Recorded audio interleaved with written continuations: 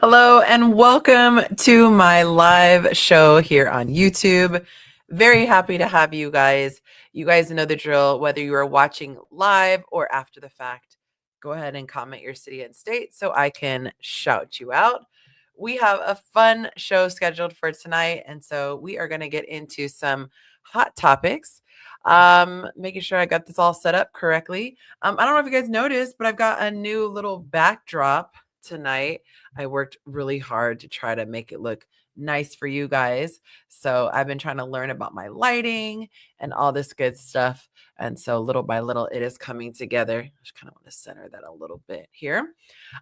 Let me see if I've got anybody backstage yet. It looks like we got some people getting ready. Let's see. We got Willie here. Let me bring him on. What up? Hi, sir. How are you? Doing well. Thank you so much. I still need to get my lighting together because, I have my overhead light on because it still looks crazy. And I forgot. Let me just hit this because it's going to bug me. I've been working so hard with my lighting all week. There we go. That should fix it a little bit. Okay. How's it going, sir? Just woke up to a nap to a dog kennel full of shit. So I've had to. No. But I have reinforcements here. So. Oh, that's good. Yes. I was so tired today. I literally slept from we got back from the gym maybe at 8 something. So maybe about 9 after we ate breakfast. And I did not wake up until it had been 2. I don't know what is going on. I was so tired. And I was like, I'm not going to fight it today. So, you got to do what you got to do. Hey, you making it work. Appreciate your dedication. Oh, yeah. Yeah, this is like a 5-day-a-week thing now. What's that? Your sleep? Podcast. Oh, that's what y'all get for cheating on me. No, I make this. I make sure I make this one. Other ones, hey, yeah. That is so nice. We got Janice. She is the first live comment. She said, "Hi everyone. Hey girl, hey." And she is tuning in from Brooklyn, New York. So good to have you. Man, so Monte kept updating me on people passing away. People are dropping like flies this week. It's insane. Yeah. Hogan died. Yeah, I have him on my lineup to talk about. He just told me someone else right now, right as I was about to come on. But that's crazy. Yeah, so rest in peace to Hulk Hogan. It was sad he passed away from cardiac arrest, and he seemed like he was in really good shape, but it's like you just never know sometimes what's going on, internally, even if someone seems like they're in good shape on the outside. Yeah, nobody was there to revive him when he passed, though. Nobody what? Nobody was there to revive. They could have defibrillated and he was just by himself. Oh, scary. That is really, really sad. Well, this passing really had our community shook. Monte, especially Malcolm Jamal Warner, as he calls him, Theo, passed away in a tragic drowning accident. So I'm sure you heard about that. Mm-hmm. He said, I watched this video somebody posted about rip currents, which I have got caught in one. It was really scary. I've told that story before, how it spun me around and ripped off my glasses and I was blind. But I heard that if you don't fight it and you swim, he said on the video, so don't quote me if I'm wrong, but you swim parallel to shore. So it might put you 20 feet, the direction you don't want to go, but you will stay alive. So he was saying it actually helps surfers. They need those because they know what to do, but for the average person. So hopefully somebody watching this could possibly save your life if the information is correct. Do your research though. Like I said, don't quote me. That's right. It is. You try to fight a rip current, you'll die. He tried to fight it, he died. Wow. Yeah. Life jackets also help people as well too. So there's also that. Yeah, because even if you're a really good swimmer, I didn't think about that, putting on a life jacket in case you ever have just a situation where it's too strong. Hey, I'm an abnormally strong swimmer, and I don't get in the ocean without a life jacket. I don't miss the ocean anymore. Without a life jacket or oxygen tank, I'm not getting in the ocean. Yeah, that scared me. There was a girl who was, I think it was Chicago. She fell off the a side of a yacht. She was twerking and stuff, and she passed away same reason. She just. Yeah, I cannot go find that comment. That's Darwin's law. Shit happens. Oh, Where's my banner? I gotta put my disclaimer banner That's on. like somebody that dies when they're playing with a gun. Like Death by twerking, though? natural selection. I don't know what to tell you. I have no comment. I'm trying You to get to go to pick the heaven. actions. You don't get to pick the consequences. I'm trying to go to heaven. You know who else passed away this week? This is such a morbid way to open the show, but Who? this is what happened. Mr. Oh, Oz. the crazy thing is, so Raven told me about him and said that Mhm. he was going over to Switzerland to do the assisted suicide shit, and then got over there and died on his own. Wow. Him and His daughter said that wasn't true, but I wonder if they were just trying to do damage control. see where he's at right now in the world. Just see where he's at. But that was the plan. Like him and what's the mom's name? Sharon. They were both going to do it. That was the plan. And he was like, you know what? Let me save us $250,000. Just pass away naturally. Can you imagine for the kids having to lose both if they did do that? But For those apparently two, his version of Parkinson's was really painful. yeah, for those two kids, I don't think they have the rough adjustment because of the lifestyle they live and the things they've been around with their parents. So I don't think that those two particular children are going to go through much. But for the average child, I think that'd be terrifying. You think that there's not still an emotional, like, people who have wealth are still emotionally? No, not people, just those two particularly. Mhm. Like those two people, like his son and daughter. Yeah. But I why don't do you think think that? just because of some of the things they said and the stuff they've already been through. Like he has had death scare too already. So Mm. I feel like from the way that they are. Mind you, I watched their show. I used to like I did that show. It was I funny. did too. Yeah. And then seeing, how they evolved as people, as adults, I feel like they're, they're gonna be one of those, hey, let's celebrate his life types. I don't think it's sad anymore after the first time that almost happened. And then two, I know that the son feels like, he's definitely better off because his son was the one that was super vocal about needing like how hard it was for him and his Parkinson's. Like shit. Oh. Bruce Willis's family is dealing with the same thing with him. Mhm. He's got the most aggressive form of Parkinson's and dementia. Yeah. Oh, I watched something about that.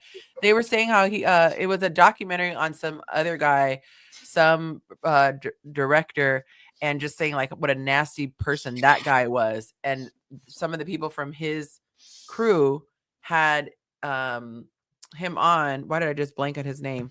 Bruce Willis. And they were saying he was so out of there. Like he was in the middle of a scene and was like, "Where am I?" and was confused. And one point, it was was it Megan Fox he was in the scene with? They were shooting that movie, and it was a scene where they're in the diner and they're talking across the table, and a waitress comes and pours coffee, and he legitimately thought he was in the diner, and he was like, "Oh no, I'm good." Like as far as more refill, but she was like, "It's part of the scene." So they all were being very sweet and just like catered to him. But I was like, "Whoa, I didn't know it was that far gone." And he could barely like kick a door, and yeah, it was just bad. Yeah, I hate that. He's one of my favorite actors. Yeah, So I hated to hear that. Yeah. They say you hate to see your heroes fall. And Right. That was tough. Yeah, Lord protect Will Smith. that was sad. What'd you say? I said, Lord protect Will Smith. Lawrence Fishburne. Mm. Martin. He did a lot of drugs, so I can't protect him from himself. Man. Morris Chestnut. I cannot. Yeah, protect those guys. They already took Chadwick Boseman. Oh, that was rough. Especially because no one knew he was going through anything. Well, if you watch his interviews, like when people were like, "So what are you going to be doing for the next one?" He's like, "I'm already dead," because he knew that he was dying, and people thought that he was talking about in the movie, and he was like, "No, it was real life." And then right before he passed, when they caught him on a corner with some groceries where he was real sickly, and everybody was talking about how bad he looked, and then he died the next week. Wow. And they're like, "Oh, I feel so bad now. I take it back. I didn't mean it." Like, yeah, so. Yeah, Ananda Lewis, remember her from the MTV VJ? Mm-hmm. That was just she passed. I saw her video was really heartbreaking. She was talking about how she was fighting breast cancer. Yeah, she tried to fight it holistically though, didn't she? And she said that her thing was she didn't want to have all the radiation that came from mammograms because her mom died of breast cancer. She's like, well, she had all those mammograms. And then she found out that if they actually find something, you have to go through this radiation that's like way more radiation than any of the mammograms. So she's like, I regret that so badly. And that's why it went viral. Her talking about get your mammograms as early as 40 for Black women.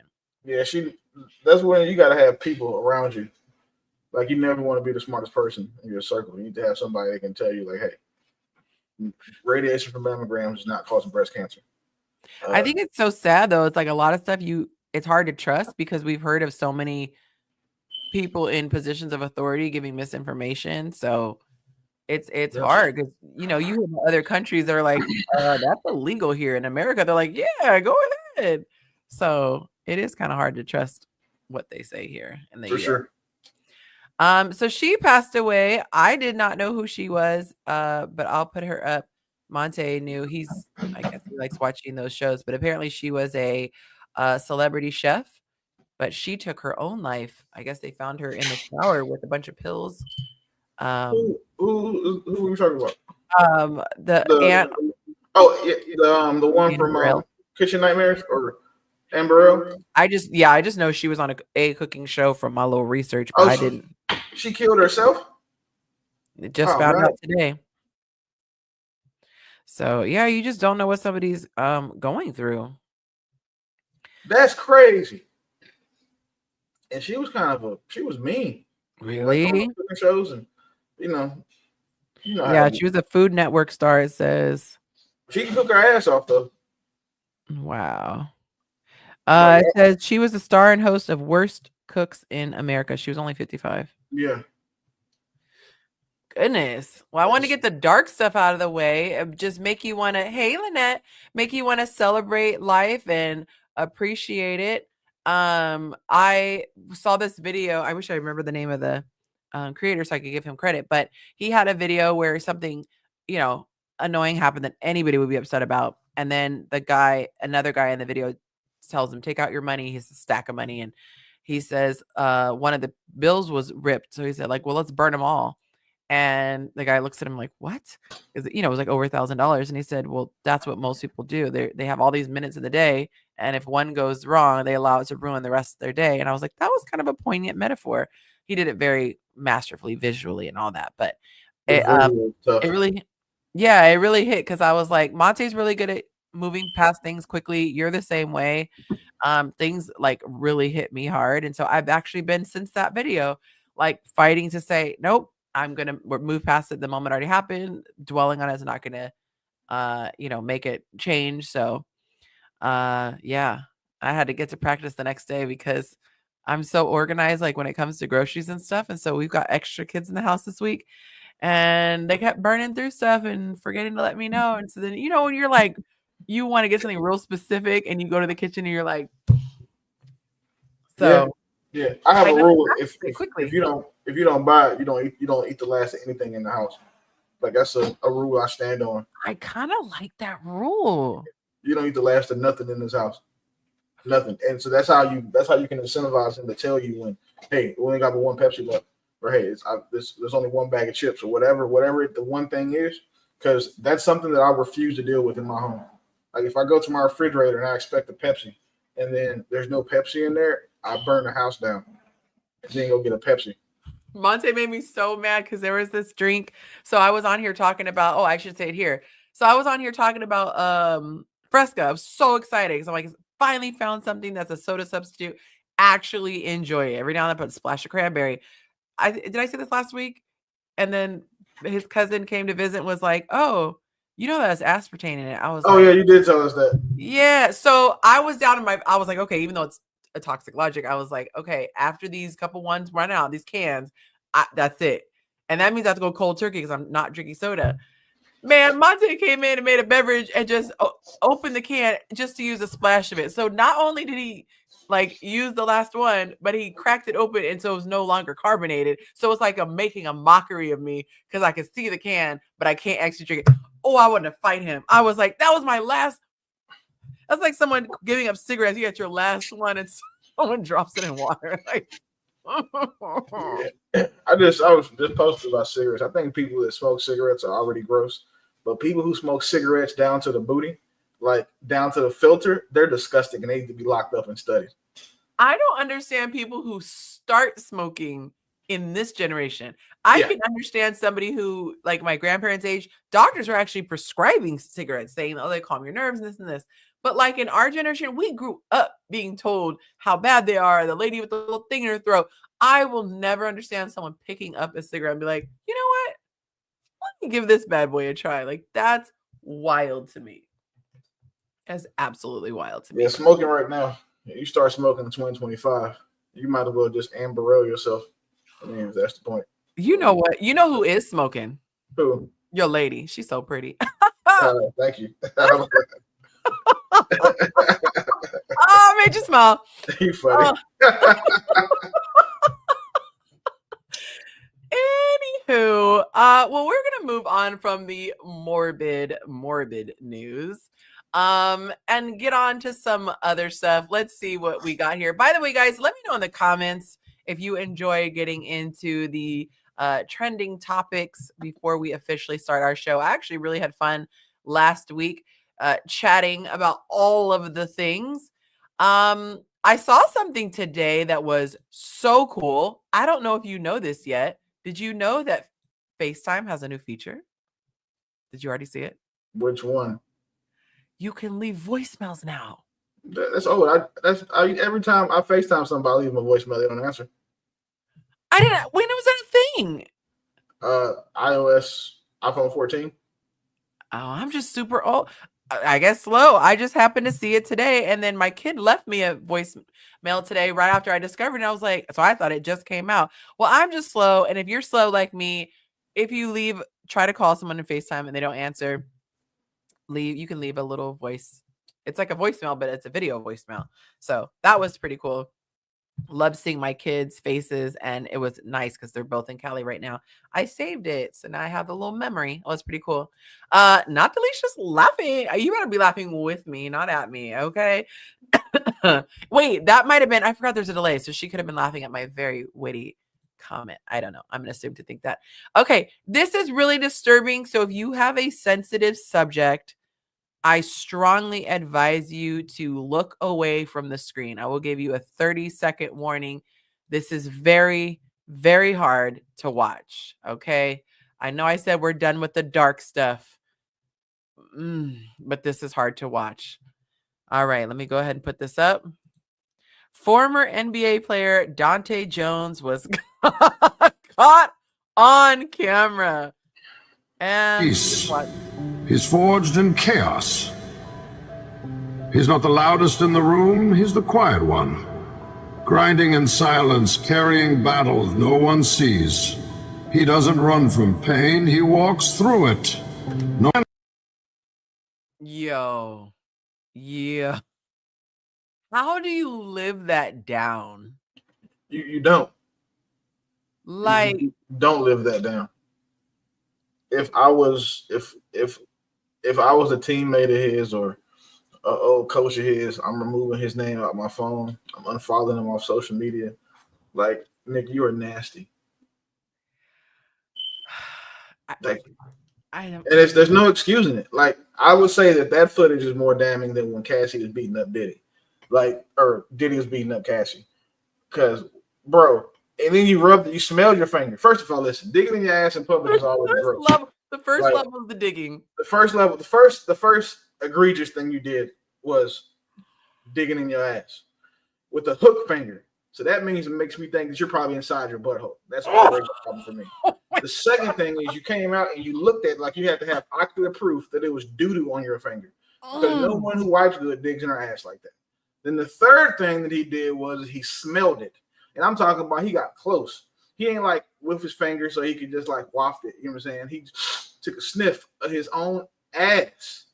The fourth thing he did was he wiped his finger on the wall. The doo-doo finger. Like the doo-doo finger on the wall, that beige wall. And then said, oh, damn, you can see the doo-doo. Let me rub it in. And then he rubbed it around. This is why I don't shake niggas' hands. Like, I'm a fist pump guy because That is wild. Not run to the nearest restroom and wash your hands. He didn't go to a bathroom. That man went about his fucking day. He back texting on his phone with the same doo-doo finger, swiping left on or right with the same doo-doo finger. Like, there's no way. There's no excuse. I've seen videos of people like digging for gold. And then you think like all the door handles you touch, or even menus. Somebody hit me to that where they were like, just think about it. You went and washed your hands before eating, but then you touched the menu, and the menu has like, Lord knows what people touch. So now my thing is like, I'm gonna wash my hands after touching the menu. Just remember this: every hand that you shake has had a dick in it. That makes you wash your hands all the time. Okay. That's how I got my sons to get more active about washing their hands. Like every hand you shake every day has had a penis in it. Oh my God. To all my first time viewers, for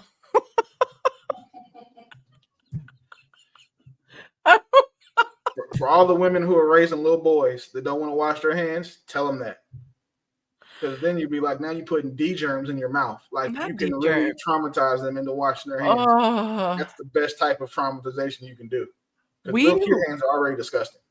We live in a permanent receipt age.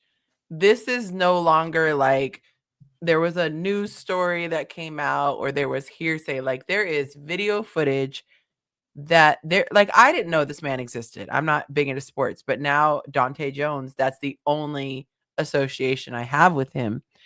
I can't imagine that being your thing. Like if you just Google Dante Jones and that's what comes up, like not your stats, not your highlights. Doodoo finger. That's his name from now on. Dante Doodoo Finger Jones.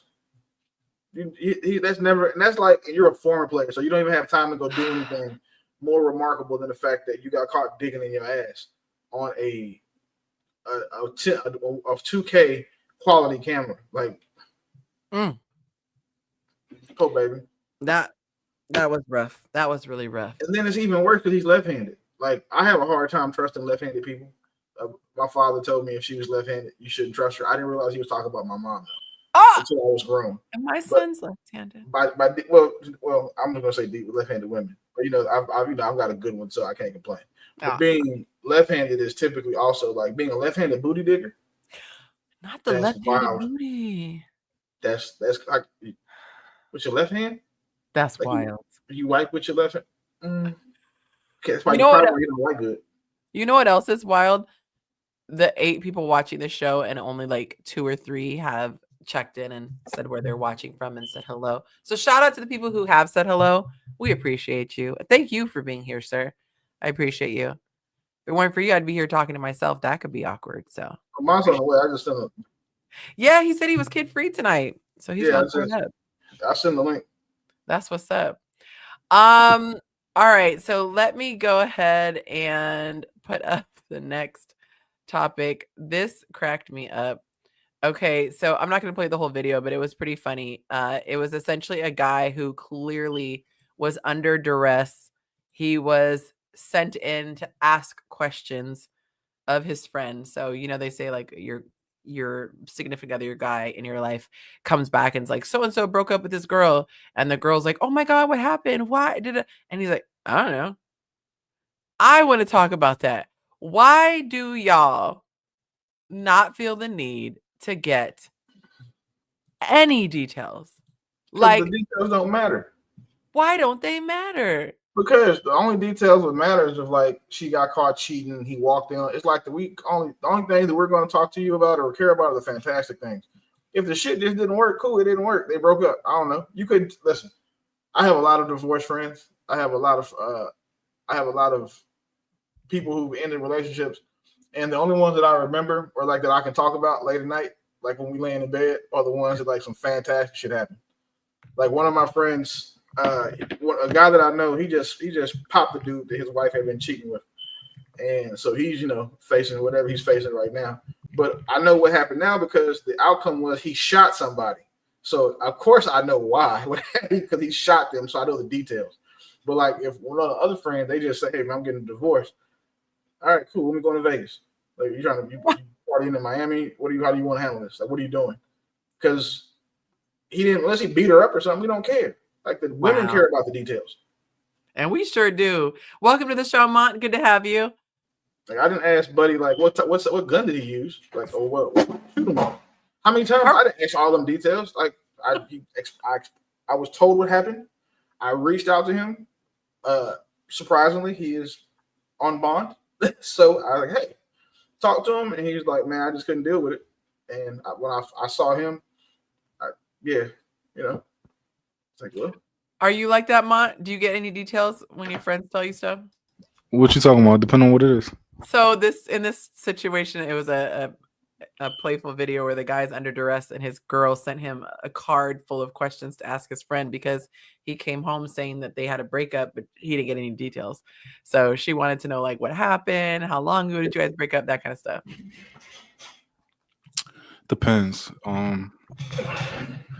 It depends. I don't normally pry for details. If it's an organic conversation and I'm asking questions so that I can help steer him in the right direction. But in general, it's probably something they need to. It depends on how they're feeling and how distraught they are. Yeah. To where how much I'm gonna be helping them. I got some friends who just like, yo, I got a divorce, and it's like, all right, cool. But I got other friends who are looking for advice. So in that case, then we'll kind of like get into it a little bit. But in general, for the most part, it all depends on what they're looking for. I'm gonna get them what they need. That's all. So none of my friends asked me why I was getting divorced. When I told them, they just not to be completely transparent. I guess they were like, well, shit, about time. Like, so they was expecting it. So. And none of them cared about, but then too, my friends know me, so they knew what type of time I was on. Yeah. And they knew that, I'm saying, I was going to be okay because, I've been divorced twice. So it's not like it was going to be they need to be there for me type of thing. Like, because I'm not I'm not the most emotional guy. I get past shit. I get over shit quickly. So when I got divorced, they were like, oh, damn, well, shit, okay, cool. And she was mean anyway. Like they, all the shit that I have been telling her, they like I don't bring her around, and all those types of things, right? They were saying it out loud. I knew they didn't have to tell me, so I just knew she was in the fit. So, but no one was like, "So, damn, what happened? Did you cheat? Did she cheat? Did you beat her up? Did she beat her?" And they didn't care. They were just like, got a prenup? How much is it gonna cost you?" Like, we care about the major shit. Like, well, we know you're gonna get your kids because they know me. But if Lord forbid, Mont was married to somebody else, because we're not going to speak that on him now. We'll say in a different parallel universe, he was in a relationship with a girl named Asia, and Asia and him got divorced. I wouldn't ask him like, damn, bro, what happened? I'd be like, bro, you straight? Once he says he's straight, we on to the next thing. We're just going to move on and try to figure out whatever it is we got to do. Like, how we can make today great, or what we're going to do in the future that we might not have been able to do in the past. I think one of the things with Willie's a really intelligent guy, so he probably often doesn't need help, probably often doesn't need too much advice. He probably, for the most part, if he got a divorce, you pretty much know he's been planning this for a minute and he's already like, a few steps ahead. But like, most people aren't that, but also he probably surrounds himself with people who are, more similar to him. I know I got an array of, friends types, so even though I don't got a lot of friends, but my friends are like, there's an array of them. So, I know a lot of some of them might be looking for some assistance. Like for me, for the most part, it's not often I'm gonna be looking for help or assistance when it comes to certain things, So for the most part, Willie type of person ain't even gonna be looking for no help. But I know when I had called him about his YouTube show, that's because I could sense like, oh no, he bullshitting. He need a little kick in the butt. Yeah. But, for the most part, he ain't gonna need no help with nothing. Yeah, that's typically where I do need the help. It was like, actually, like if I'm procrastinating, there's something that I procrastinate about, and since he brought it up, I want my shit to be kind of ideal when I put it out. So I've gotten really particular about what I'm doing and how I like edit things or like my reaction. I've got a lot of reactions filmed. I just haven't put anything out yet because I want them to be perfect, and I feel like I find something every time I watch them to upload them. I feel like I find something else that's wrong and I want to fix it. So he sent me a bunch of stuff. So I downloaded them, and then now I'm gonna react to them this week. Well, not this week because I'm busy, but next week when the kids get here, I'll do the reaction and post them. I'm just gonna post them as soon as I finish. I'm gonna post them and just say fuck it. Get it over with. Don't worry, I'm gonna know if you posted them or not because you might get a call from me if you ain't do nothing. Ooh. Yeah. Might get a And call. he was like, he did. We was in a pod, and he got off and called me. He's like, bro, why didn't you put your reactions out yet? Because I was That's telling a him real like friend, Willie, though. Hold him accountable. because I was telling him like Willie is very he's like he's not just a analyst. Like Willie is a personality that a lot of people would gravitate towards. A lot of there's an audience for Willie, and just based on his talent, I like Willie can when he got a point he can shoot it like he when he. So I was like, yo, you playing like. I wouldn't have said if he was just an average, I wouldn't care. But he's just wasting money right now, just letting it burn. Yeah. So switching gears real quick. First of all, thank you so much, Tay. Thank you for the coin. She is the very first one to show some love. So thank you. We appreciate the love offerings. In this video, in the comments, it went off. Like people were going at it, having these conversations, talking about how men, y'all don't talk about what's happening in your lives. You guys just laugh and joke and keep things surface level. That's Monte's dream. He loves that. But I find that so fascinating that that's pretty true for most men. I'm not going to say all men, but it's crazy because Monte was going through something like pretty intense, and he had a guy trip coming up. And so when he got back from the guy trip, I was like, oh man, I'm sure that was great. Did you guys get a chance to talk? And he was like, talk? No. I'm like, what? That's so therapeutic to us women. So it's just interesting when you think about how different we are as genders. We find healing in that. And one guy said in the comments that it's like traumatizing talking about it. So he said, what we can do as a good friend is to distract him and like go take him out for drinks and some stuff like that. I was that ain't why we don't talk about it. It's not because it's traumatizing. It's because it just doesn't matter. Like we have a solution. We on to it. Let's just Yeah, we have an agenda when we get with our boys, and it's to relax, decompress, and just be men. We don't want to talk about all that shit. We'd rather talk about business than excuse me. See, I think that's the thing. A lot of women think that we're supposed to be like them and go want to talk about emotions and shit need to be heard and validated. We don't need that. And the men that do process. Yeah, and the men that do need those things tend to be feminine. We'll just leave it. We'll say that.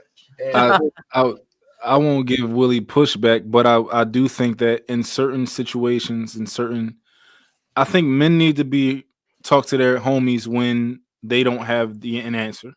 Oh, I like that. If you don't have an answer, that's when you need to talk to somebody. Maybe you're having trouble processing your thoughts. Maybe you are having trouble with perspective. These different types of things. And in that situation, talk to your homies. But not like women. Women just want to be heard a lot. Yep. We don't really have that. But we just like, yo, I don't know what to do. Then you talk to your homie. Mm-hmm. But I see that. I just read the caption thing. Like, yeah, your girls be wanting tea. They be just wanting to know stuff. Yep. It's like that's one of y'all sources of energy. It's like gossip. It's one of the things that drive y'all. I don't know how or why, but like attention. I don't know.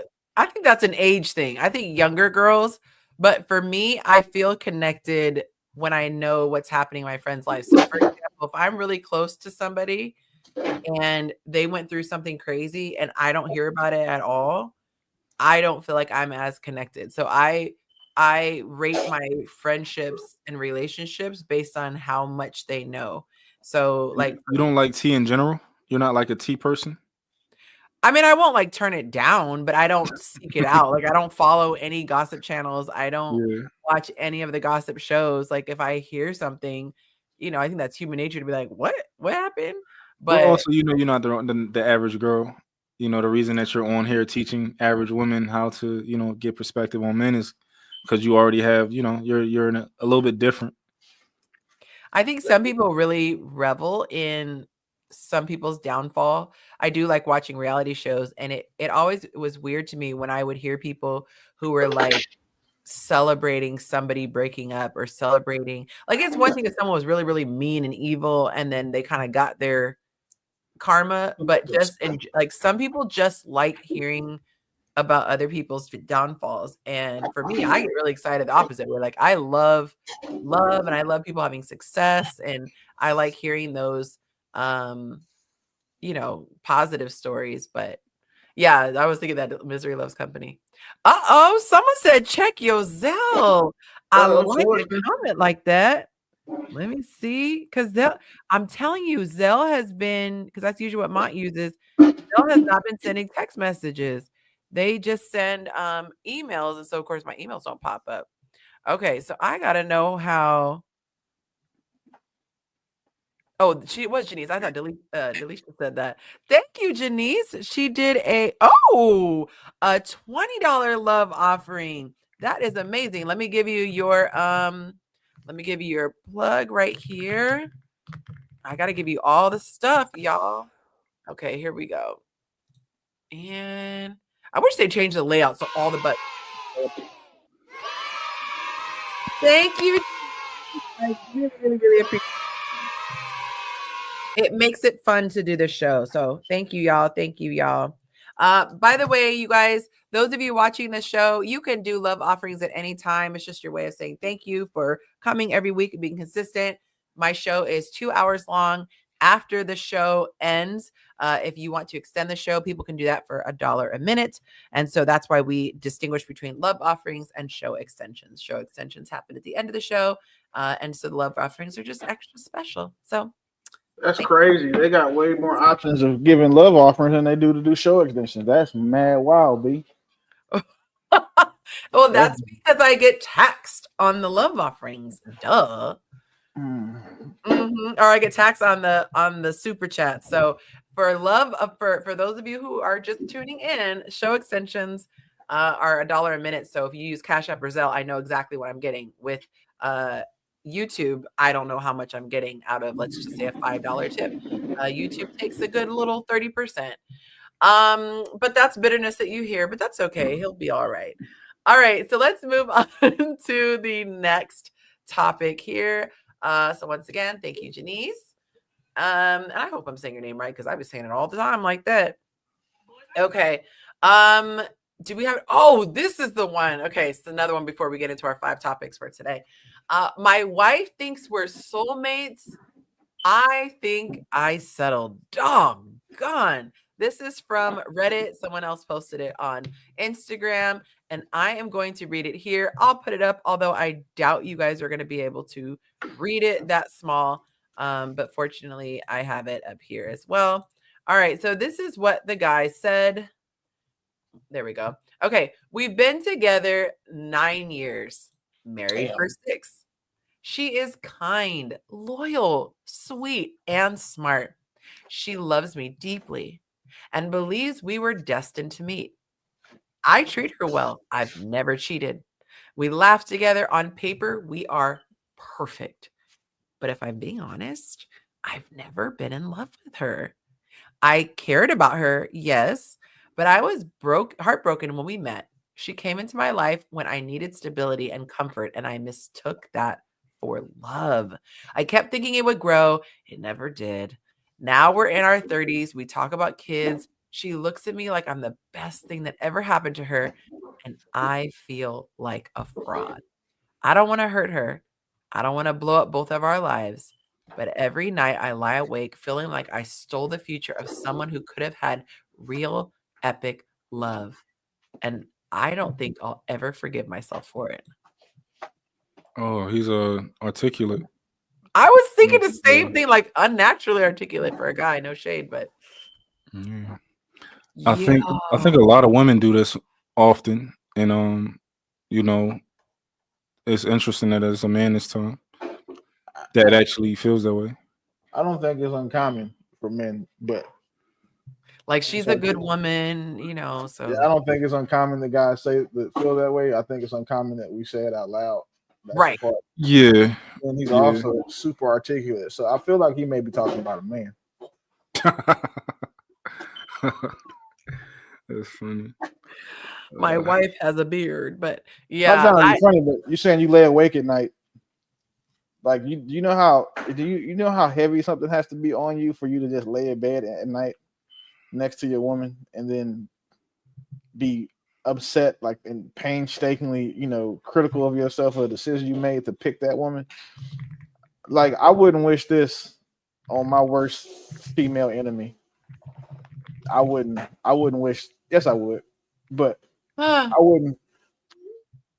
I would feel bad for him if it happened, because I don't think that anybody wants to feel like this. As a man, thinking about how so many women lay at night and have these conversations with themselves or with the other men they wish they could be with because their husband is asleep and he's a hard sleeper. I hate this part. This is tough. Yeah, We in our 30s talking about kids is so fake. You want to talk about kids with somebody you don't want to be with? Yeah, don't do that to the kids. I think the difference between men and women are like men, we will be with a woman that we settle for easily. But why? Why not? You think we shouldn't? No. You think that we should Why find the not? perfect person in the world for us? Or like, okay, let me back up then. Let's define what is settling. So settling is, I guess, for men, one scenario could be being with a woman who you've probably never fully been not attracted to, but let's say you've been with women who you were way more attracted to or had way more chemistry with. Okay. And now you're with somebody who doesn't make you feel the way that they made you feel, or you feel like, normally I go for prettier. Normally I go for prettier women. Normally I might go for thicker women, or whatever it may be. But you know what? This woman is here, and I like the tangible things that she has. So I'm going to be in this relationship because I'm loyal. And I think men typically do that a lot. Versus women who do the same thing, but women are not going to stay with you forever. They're at some point they're gonna get that divorce. They're gonna leave you, and I think that's a lot of times they do that unfair thing because a lot of times women will try to fix things before they be honest with you. So if the sex is bad, a lot of times they won't be honest with you. They'll say, "Oh, it's this going on or it's that going on with me, and maybe I'll try this and I'll try that." And now y'all married for 10 years or 5 years, and it's like, you're just a little too small for me, and I just can't. It's like, like they find certain things they cover up because they try to fix them, and they rather, as opposed to being honest with you. You might tell her like, hey, you might talk to a woman that you're with, and you might be like, hey, I just want to know if we're compatible, because I just think it makes sense to long term to just find out if we're compatible with certain things, so that we can just kind of maybe end it sooner than later. And they be like, no, we are compatible. Like, and they just gonna try and figure it out with you instead of just being honest. Like, y'all might have some real gridlocked issues that just, yeah. So settling, I guess, in the examples that you gave, they're all the superficial stuff, which I'm not using that as a negative term because I think the superficial is half of the equation. So you're saying a lot of guys go for what they're not most attracted to because all of her personality stuff is great. No, it could be no, it could be yeah, or it can be vice versa. It can be she's beautiful and she's attractive, but I can meet a much nicer woman that's much nicer to me, or like a woman that's much softer. I feel like it can be a much softer woman out there, but you kind of are with somebody who's just attractive to you and takes care of the kids. I've settled for a woman. Well, I've settled twice for, and I know what my number one thing is, and I know what my top 5 are, and I settled for people who didn't have, with these 2 specific people that didn't have the most important of my top 5, but they had something else, and they were just like, all right, well, could be worse. And then I was deployed too, so I was living overseas, so I would say that what that taught me was that I could never do that again, and I haven't since. If I won't be with someone that I'm not, absolutely attracted to, I'm not absolutely, and I mean attracted to enough to not like have to have multiple women. Mm. Like if she doesn't check those boxes, I'm not putting my stamp on her. Because when you settle, I'll never be this guy because I'm just not emotionally wired that way. But one thing that I will say is that I don't have any relationship regrets for the women that I've chose. I understand why I made the decisions that I made, but I would not put myself in his position because that he clearly has regrets. And the moment that I'm having to lay up in bed and regret you is the day that I kick you out my house. So I could never do that. The way that he worded it was like, he feels so bad for her. He feels so bad for her. But I'm like, why does he feel so bad for her if she's in the dark? If she doesn't know any different, then it's like, are you treating her badly? Wait. So he feels bad, for example, right? So say me, you, and Mont know a secret about somebody that's in our circle. Mm-hmm. And we know they're getting done dirty, but we can't say anything. We can still feel bad for him because we know he has the knowledge of what it really is and how he feels about that woman. That woman loves him way more than he loves her, or she chooses him every day. He settles for her every day. So he feels bad because he knows how he truly feels. It's no different than like a woman who is like, getting with a guy that just because he has money. And she may feel bad about it, but she's going to probably stick around. I don't see an issue with that. I don't see an issue with that. I just don't think it's hard to understand how you can feel bad. I guess for me, it's like kind of like what you don't know won't hurt you. So, like, I'll get you killed though. Right. No, my thought is that from her perspective, if he's treating her right, the only way that if his behavior is not showing his truth, the only way she would know the truth is if he told her. So I don't know. I guess it's just weird for me. Like, I would feel bad if it was something like he was cheating on her, or he knew that he had some disease and he was still hooking up, or like something like that, where it's like, but if she has a husband and she has someone that she thinks loves her, she doesn't know any different. Like, if I was a guy and the person married me for my money, I would want them to take that to the grave. If they were treating me right, take that to the grave. Don't confess that to me later. Don't confess that 9 years in. Oh, see, that's the difference between men and women. We care about the why. Y'all care about the what. When it comes to stuff like that, we want to know what your reason behind it is, because that tells us everything we need to know. Y'all care about what actually happened, like what it is. So if the woman treated you great, she cooked for you, she gave you the best head you ever had, she raised your kids, she was loving, she was like the perfect woman. But the reality was, what made her want to say yes is your money. It would take it all away. Yes. It's because the why matters. That's the why you're doing these things. Okay, matters. I got to push back a little bit. You guys talk a lot about how much value you're bringing in, how it makes you in a better position than the next guy. Mm-hmm. But money is a part of that. So why wouldn't she consider that? That's not her primary. That's what I'm saying. Like, typically, we're not talking about the women who like us and the fact that we have money. Like, those. Okay, so if you had Willie A and Willie B, Willie B did not have resources. Willie A has the good UPS job that you have, and she likes Willie both the same, but she's like, given the two, I'm picking the one with the UPS career. Well, that's different because she likes us both. Because she would date Willie A without the job. But if she had, like, I'm not trying to be funny, make it something super simple. Fat people. If fat people could choose between being fat and skinny at the push of a button, nobody's staying fat. Right. If a man can choose between a woman who has ass and titties or just one or the other, he's picking the one with both every time. So there's nothing wrong because you're giving her the option of two people. The option with me there is no second option. It's you have to like me and the fact that I'm financially stable, or that I can provide, or that I can protect. Like, but what if the financially stable piece was removed and that was a deal breaker for her? Like, dang, I really like him, but I can't live out of a cardboard box. Exactly. So the why matters, so she can leave. That's my saying. No man wants to be with a woman whose primary reason for being with him is her financial gain. But the why matters. Why you're with me matters. That's Like, if your primary, what makes it a primary then? What makes your primary, your number one attraction thing be your number one, whatever it is? Because that's the thing you focus on.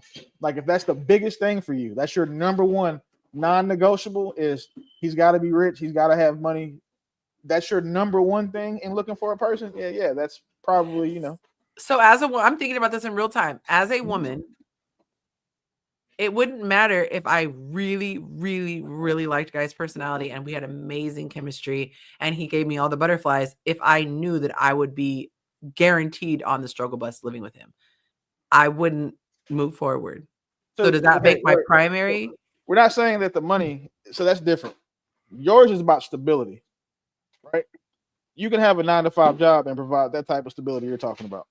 Okay. We're talking about the women who get with men who can have unlimited time freedom, can do whatever, buy whatever, be whatever. Okay, they need to have a certain amount of money. Yeah, like people who are stable and you know, financially, there's a lot of them. So if a woman you want someone who's financially stable to keep you off the struggle bus. You know, you want to be in the HOV lane, not that far right lane. So I get it, but there's a lot of women out here who want men who have, you know. If you just look at some of these shows, right? They're saying they want men who make $300,000-$400,000 a year minimum, while they don't make $60,000 a year. And their number one thing they're looking for is a man that can take care of them. Like women treat marriage a lot of times like it's a retirement plan, or treat men like their retirement plans or pensions. And no man that's spent his life earning all this money, doing all this stuff, wants a woman who's like that. Like the why matters. Like, why are you here? Because with me, probably, I don't think anybody's ever heard this story. One of the things that I did when I was married, like right before I decided I was going to get a divorce, is I fell off. And I did it just because I wanted to see what would happen. Like, because I had an idea. And then, two, I kind of wanted like to kick myself, you know what I'm saying? Like Mont did me with the posting. I was pushing myself to do what I knew it needed to be done. But when I fell off and shit slowed up, shitting around the house got tenser. It was already, you know what I'm saying? It was already tense because, you know, but now they're like, you know, I'm like, well, shit, you know, money's slow. I can't do this, whatever, right? Stop paying for something. I think I stopped paying a car note or something. I did something, but I started paying for things. And once I saw that's what it was, it gave me the green light to be like, okay, cool. Boom, it's time to go. So, like, and going forward, you know, like, you know, now I know better. So I sniffed that out before we even commit to each other. So that's not something I'm ever worried about, you know, currently. So, but a lot of men find that out when it's too late. They don't have the, you know, the experience to know how to look for it in the interim time. But, you know, at the end of the day, no man wants a woman to want him for what he can provide to her. It's like, you know, if you want what we can be to you is one thing, but if your goal is your sole goal is what you can gain from me, or those men, it's just not going to work out. Like the women who ask for the least get the most. I wish that more women knew that. I just don't understand why this guy went to the point of getting married, because you usually date someone for a while before you propose. So it's like, but she wanted to get married. But it's like if he said, I thought the love would grow, why wouldn't he wait and give it time to see if the love would grow? Women do that all the time. Not like after marriage. Men have to grow on women. But not after marriage. Shit. If she get with the right guy, she'll let the right guy grow on him. Look at all these arranged marriages around the world. You think them people love each other? They get grow but that's a cultural thing. Well, and our cultural thing is that, you know, women will try to get the fanciest car they can as soon as they can. So if the guy, being the fancy car, is available sooner, she's like, well, I like this car, but it don't have the interior that I want, but it's got leather interior.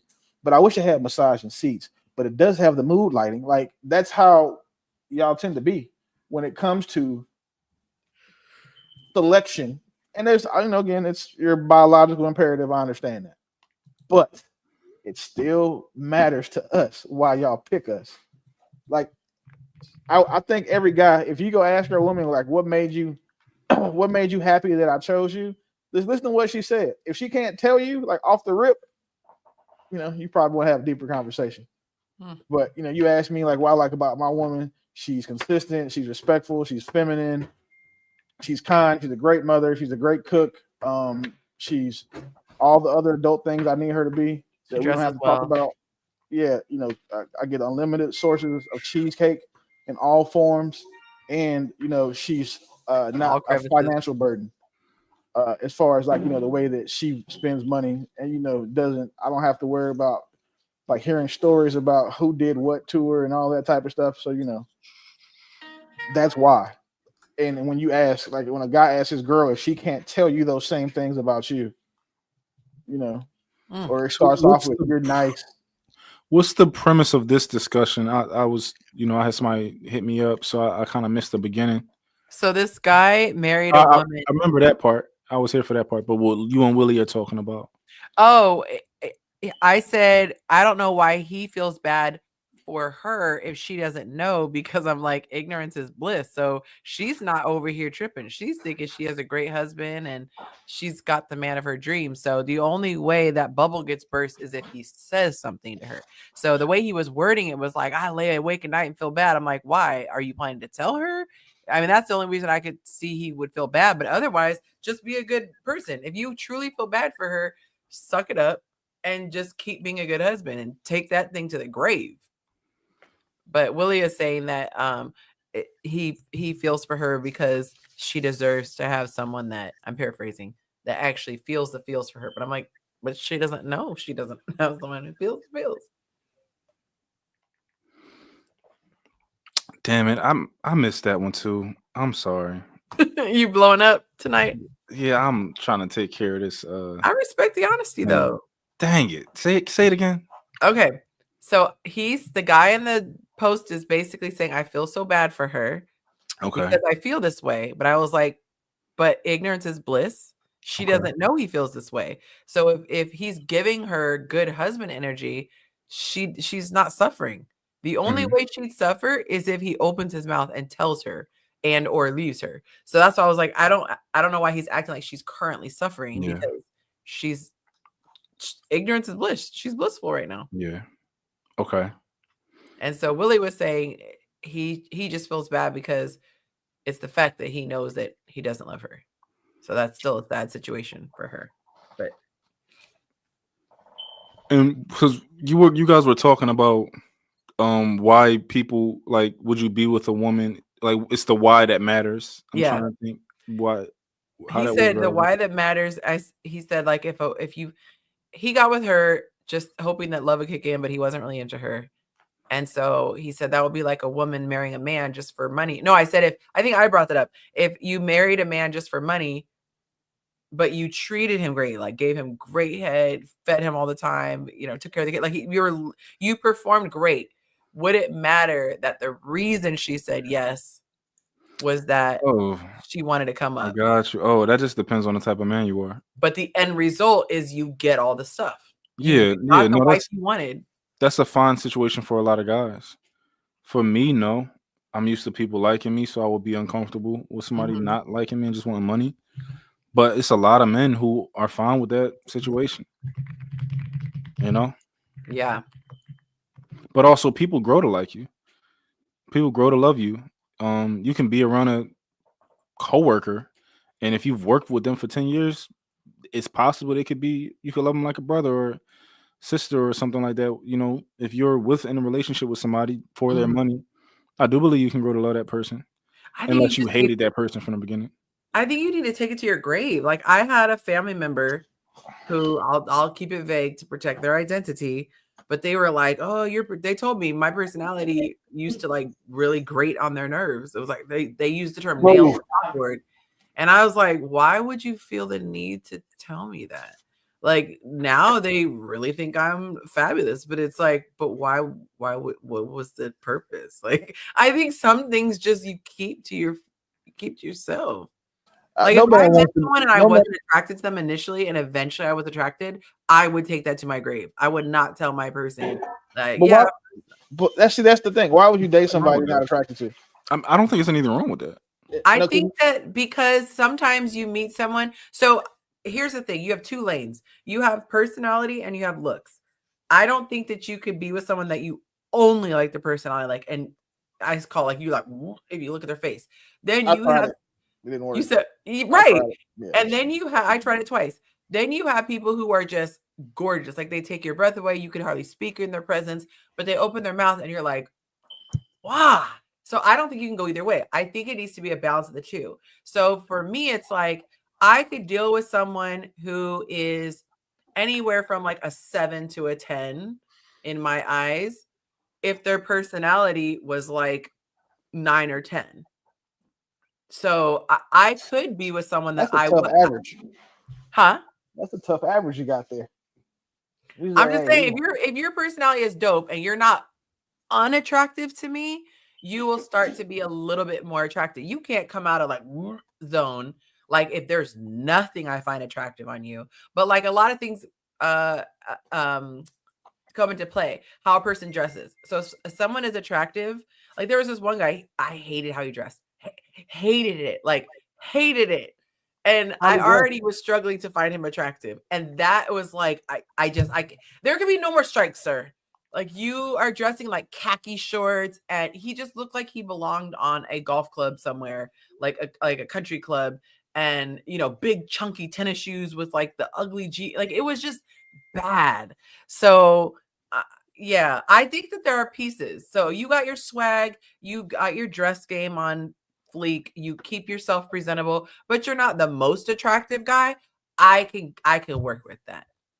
I've never judged a woman based on how she's dressed unless she was dressed like a whore. I'm not talking about that. I'm talking about like if she just doesn't have any style, or so she could have horrible style and you'd be like okay with it. Hold on, wait, hold on. I'm just gonna say this: if we got the categories right, if she's because for me, I don't look for like what she is herself. I look at like how she looks at me. So if she looks at me like that, oh man, I can't wait to take his clothes off. Oh man, I'm so lucky that he's able to do this thing for me. Oh, he's so smart. If she looks at me like that, and then her style is off, that's something I can fix. But here's the thing. That's what I thought too. And I tried to work with this man. I literally was doing like Pinterest work and all the stuff that I think because he was in great shape. And you know what he said to me? I feel like you're trying to change me. I was like, darn Skippy, I am. I am in English, sir. I'm trying to change the way that you fucking look. And what's crazy is he reached out to me and like kept insisting and kept insisting and kept insisting. He had seen me like on YouTube. This is like 10 plus years ago. And I nope. So it's like, I thought, okay, if you this pressed to meet me and I'm actually giving you a chance, what's a couple changes in your wardrobe? For me, I struggle with fashion. If Monte was like, I think this will look amazing on your body here, and you found it for me, I would be like, yes, unless I felt like I look goofy in it. But I love getting his feedback on clothes. I want to be able to, dress the way I want. My thing is like, I freaking struggle finding things that I like on. Like I'll see stuff on other people. I'm like, that's so cute. And I don't know where to get it. But yeah, so I've always told him, I wish you knew how to shop because I would send you shopping for me. Believe it or not, as an intuitive, I think I'm a very intuitive person. I think I study the world around me so deeply that the way you dress can tell a lot about you. It can tell a lot about what you prioritize, what you enjoy, how you see the world. It's like this, and some people may disagree with this, but I think Willie will understand it. Some people may say that having an Android or iPhone says nothing about you, but it actually does say a lot. It can give a lot about you. If you have an Android, we're using condoms until we're even when we get married. And people with Androids might be like, "What? It's just a phone, right?" But it can tell a lot about you. Now, it's not always 100% correct, right? But in general, people who enjoy and prefer Android over iPhone, it's for a reason. It's something about them, and you can go into the details of what separates these two types of people and what type of things they enjoy, right? But it says something, and the way you dress can say something. Like, for example, right? If you go on a dating show and you see a guy there and he has on some Gucci sneakers and they very loud, and then he has on some baggy pants and then he has on a Gucci belt, but he tucked his shirt inside of the Gucci belt for you to see it. It's like, okay, I'm reading you and I don't like what I'm reading you by how you dress. It says something about you sometimes. No, so, it's a fact. There was a guy with bedazzled everything, and someone I know was bedazzled. Bedazzled, my guy. Like every time I come around the corner, bling bling. Like every time. So you accidentally dated a member of the alphabet community? No, it wasn't me. It's somebody who is trying to pursue. I'm trying to give too much away. Someone very close to me. There's somebody who is trying to shoot the shot. They've gone on a couple dates and stuff, but like I looked at the pictures and I was like, it's giving, hey, Hey, but real it's quick, all off of clothes. real quick. Everything is bedazzled. Yeah, see, I don't. I've one of the things that I really admire about you is that I don't believe that you have any dumb friends around you, which is very difficult for a woman at our age to not I'm have gonna at some text you point. who it is. I already know who it is, and that's why it's funny. As the good friend that I know that you are to people, why'd you let that girl go out with the rhinestone cowboy? Why? I mean, first of all, the first date, I didn't know about it. I bet Then you when had his nipples pierced. I wouldn't put that past him. He strikes me as like a nose pierce type of dude, but he doesn't have his nose pierced. But he got his nipples pierced. He's a music. Okay, this is such a cliche, and I feel so bad. Lord forgive me. He's a musician in the church, and I'm like, they are notorious for, But yeah, he gives those vibes. When I swipe, I absolutely look at clothes, and it's how a man carries himself. If a man walks like this, like I could never be with him. I don't care how loving and kind and protective he is. Like I can't be with a guy who walks like this. Or you ever see those dudes who are like, they're not aware. You could tell, like you could sneak up on him. He probably doesn't have peripheral vision. I couldn't be with a guy like that because I'm like that. So I'm not like, I need a man who's like that. And so I see dudes who look like he could just get jumped getting coffee because he's so like in his own little world. So I look at body language, I look at clothes, how you sit. A man could sit in a way it's like he takes up the space, or he could sit in a way of like, I don't want to do too much. Like all that. Yeah, I've been critiqued on how much space I take. Like you said, like you don't give a damn about nothing. Yeah. I got another example too. Because and it's a lot of people may look at this and be like, oh, that says nothing about me. If you follow more people than follow you. Oh yeah, we talked about this. It says something about you. 100% does. Yeah. No, it doesn't say that you're like, it's not saying that you're, a bad person. It's not saying that you are, it's not saying that you're less valuable than anybody else, like you have less value, but it does say something about you. And we don't have to get into what it says, but it says something about you. See, and I have a different media perspective illiterate about that because I think there's a difference between content creators and people who are not content creators. Because if I didn't make content, I would be following way more people than follow me because I would imagine there are people I'm interested in taking in their content. We've talked about this before. Like I'm not gonna follow someone just because we're friends. I'm gonna follow if I like their content. So like no shade. I actually think I want to say I was following. Yeah, I think I was following your content before you came on. Yeah, but I like your content, so I follow you. But I've had other people on who I think are fabulous. Like there's some of my favorite people on the show, but I don't follow them because I'm not interested in what they post. They might not post a lot. They might only post fishing. It's like I don't equate that with Willie. I don't equate that with like our level of friendship or things like that. It becomes dicey if we're in each other's lives to the point we're taking pictures and we're tagging each other in stories. Now that might, be a little different, but yeah, I think that's normal. And I expect that when people start following me and they're following like 1,000 people and then they have 300 following them, I think that's normal for a consumer.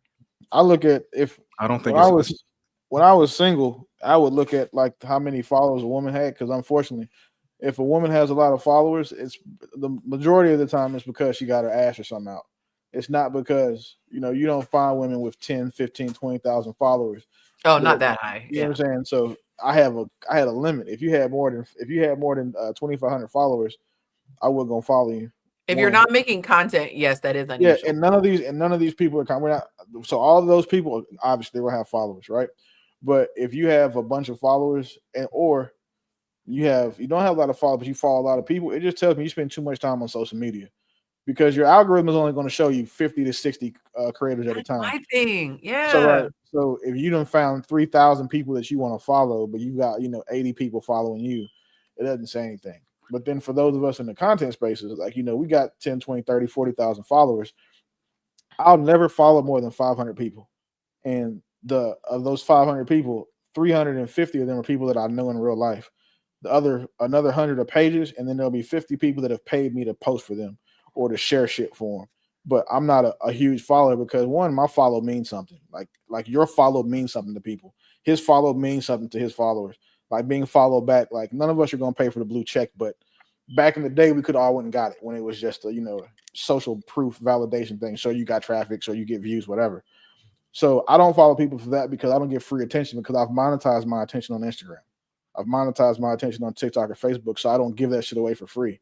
So like when I look at people's profiles and I would see that she had 25, 30,000 followers. First thing I'm looking for is a link tree in her bio. I know it's an OnlyFans in there somewhere. The second thing I look for is like any type of Cash App or booking info, because if she's talking about book me or for booking info, she's selling the vagina. So like I knew that going into it now, and now that I'm so far removed from these dating streets as you can be, I still look at it when I see that. Like when women follow me and I see they got a bunch of followers or they didn't inbox me for a collab or something, I just remove them. I think like so it is normal to follow more people than follow you, but also I don't consider myself a normal person. I don't consider Willie to be a normal person. I don't consider you to be a normal person. You might be, as far as social media is concerned, Yonci, when it comes to like, I just want to follow whoever, it doesn't matter. But I think your follower count, no, the people you follow, I think people should be a little bit judicious about who they follow. Now, when it comes to like, I just follow a bunch of content creators, cool. Like I just follow a bunch of meme pages and all that type of stuff. If that's what you do, cool. It's a lot of people who just get on social media just to look at stuff. Yeah. But like, and especially the age also matters. I know at least for like, people in their 30s, it tells me something about you. And it may not be nothing negative, but okay, this person doesn't have social media etiquette. They don't even understand social media etiquette. Yeah. If you just never want to follow more people to follow you, it's just like you just should be conscious of it in terms of because it just says like, I just post stuff. I'm not very intuitive on social media. It like, I don't know how to take selfies. You'll see a guy takes all these selfies is like every guy in dating apps, like, is it your first day with the phone? You're not thinking, you're not paying attention. Like, like you mean to tell me you didn't look at that photo after you took it and analyze it? Like, this doesn't look flattering to me. And you chose to post it still. Yeah, it's just like, okay, what goes through your mind that you care nothing about how this photo looks, or that you actually thinks it looked good? Right. Like, I'm keeping this one. Yeah, it's like, and you only took one. And you're like, that's all I need.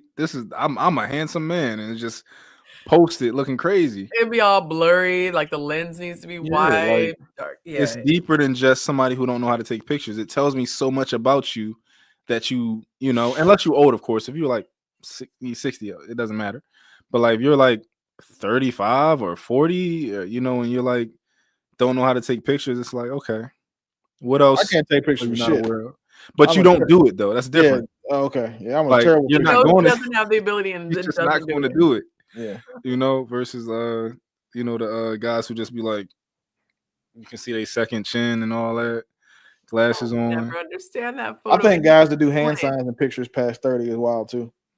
Unless you like it in fraternity or something, like guys who do hand signals and shit in pictures, I feel like that is weird. I'm at 41. Men don't know what to do with their hands. Period. They're always like, listen, it's difficult. Even for women, it's difficult to pose. Yeah, because they put theirs on their hands on our hips, so I think that gives us a pass. Yeah, a lot of y'all put your hands on your stomach or your purse in front of you. Y'all hold the purse. I hate that. Like, can we this is the thing. When y'all do it, we know what you're trying to hide. Let that shit out.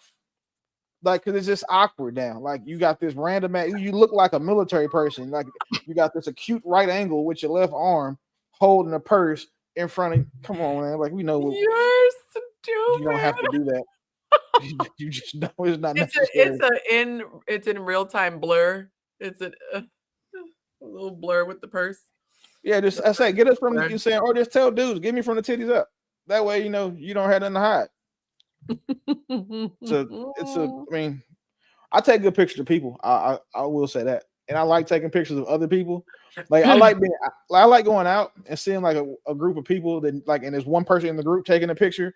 I'm like, you want me to take it for you? I like doing that because I'm That good is at it. so me. Monte thinks Yeah. that's so crazy. I'll even get down so I can get you the panoramic Yes. angle with the background and stuff. I've done TikTok videos for people.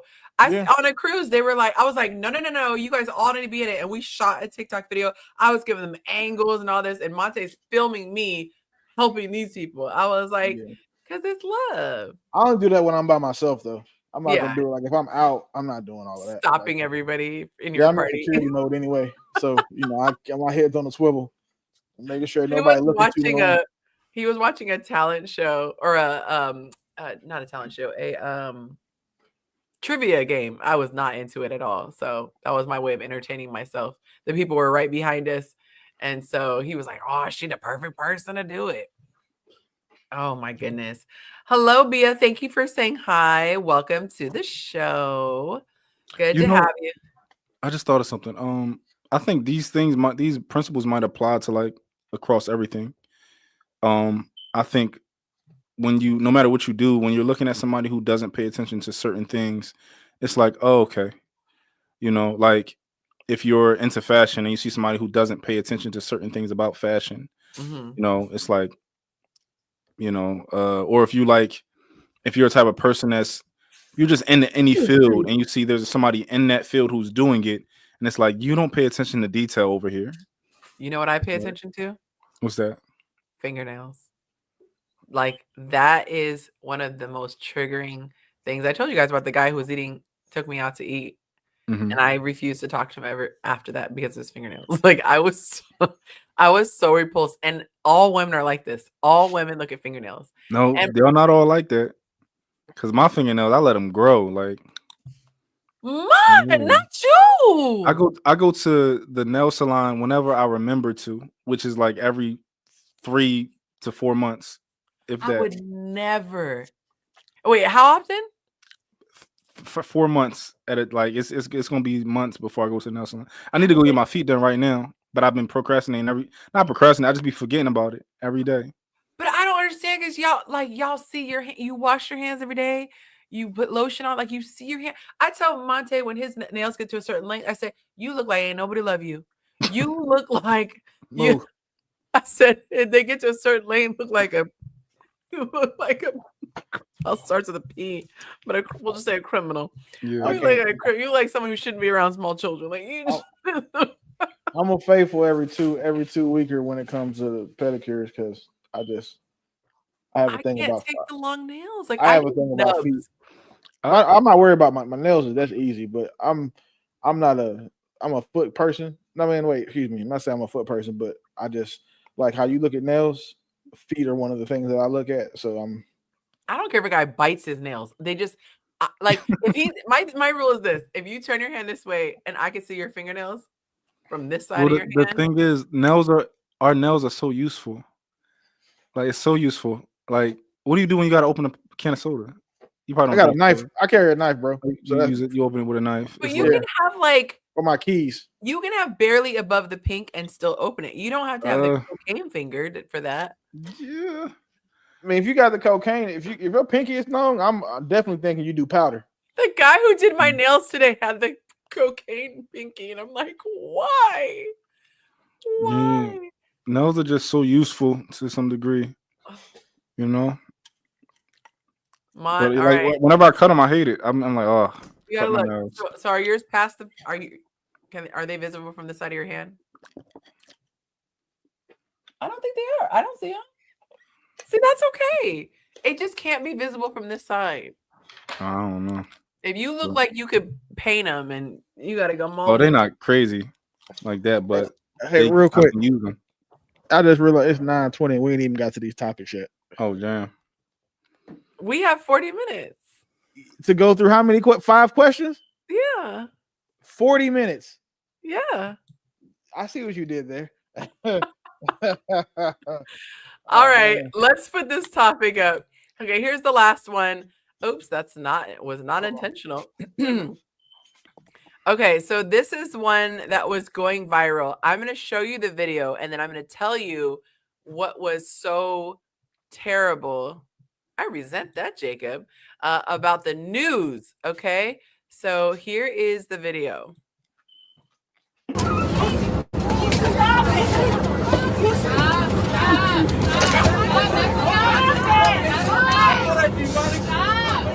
Hey, yo!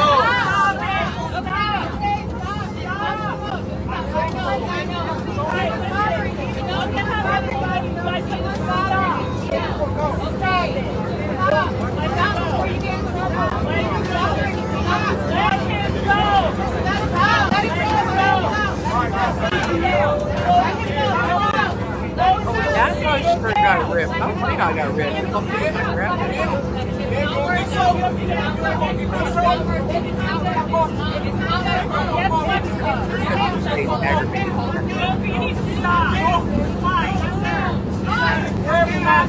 Grabbing my shirt. Let it go. Let it go. Grabbing my shirt. Let it go. What? Hey! Sir.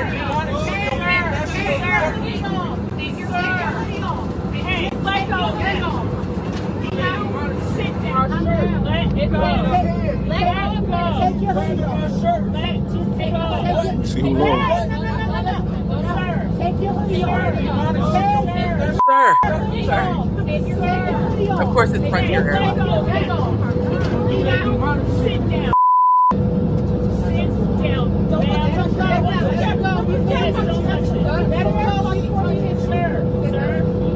Sir. You have to sit down right now. No, you have to. So who started it? Oh, I'm about to tell you right now. Look, this guy, he's not gonna do nothing. You look like you like boys.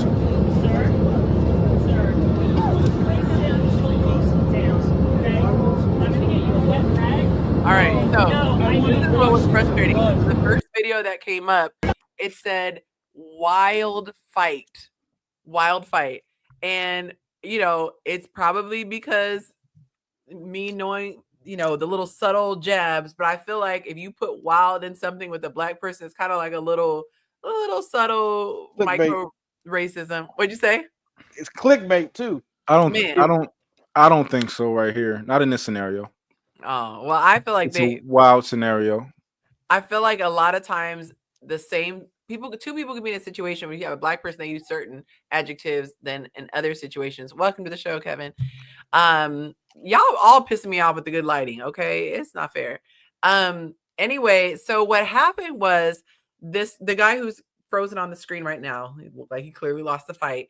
He was taunting the dude with the dreadlocks. He was sitting behind Dreadlocks guy, who's from the Dreadlocks guy is from New Jersey, and his name is Keanu. So he was taunting Keanu, and at first he was like laughing and stuff. So Keanu thought he maybe was just like watching a video and found it funny, but the girls next to him kept like looking at him. So he pulls his headphones off to see what he's saying, and this guy is threatening him, and he's doing it in this creepy villain voice. He's like, "You're a mere mortal," and all this stuff, and it's gonna be the death of you. Oh, you high. It's something even stronger than high, I think. So the dude was like, chill or whatever. So he gets up, goes to the front, tells the flight attendants, this guy is antagonizing me. And they go, he's already been brought to our attention. We know if he does something else, hit the assistance button. So as soon as he sits down, he's like, oh, you went to the front, and, you know, just talking more mess. And so the dude behind starts grabbing Keanu's shirt and starts to choke him.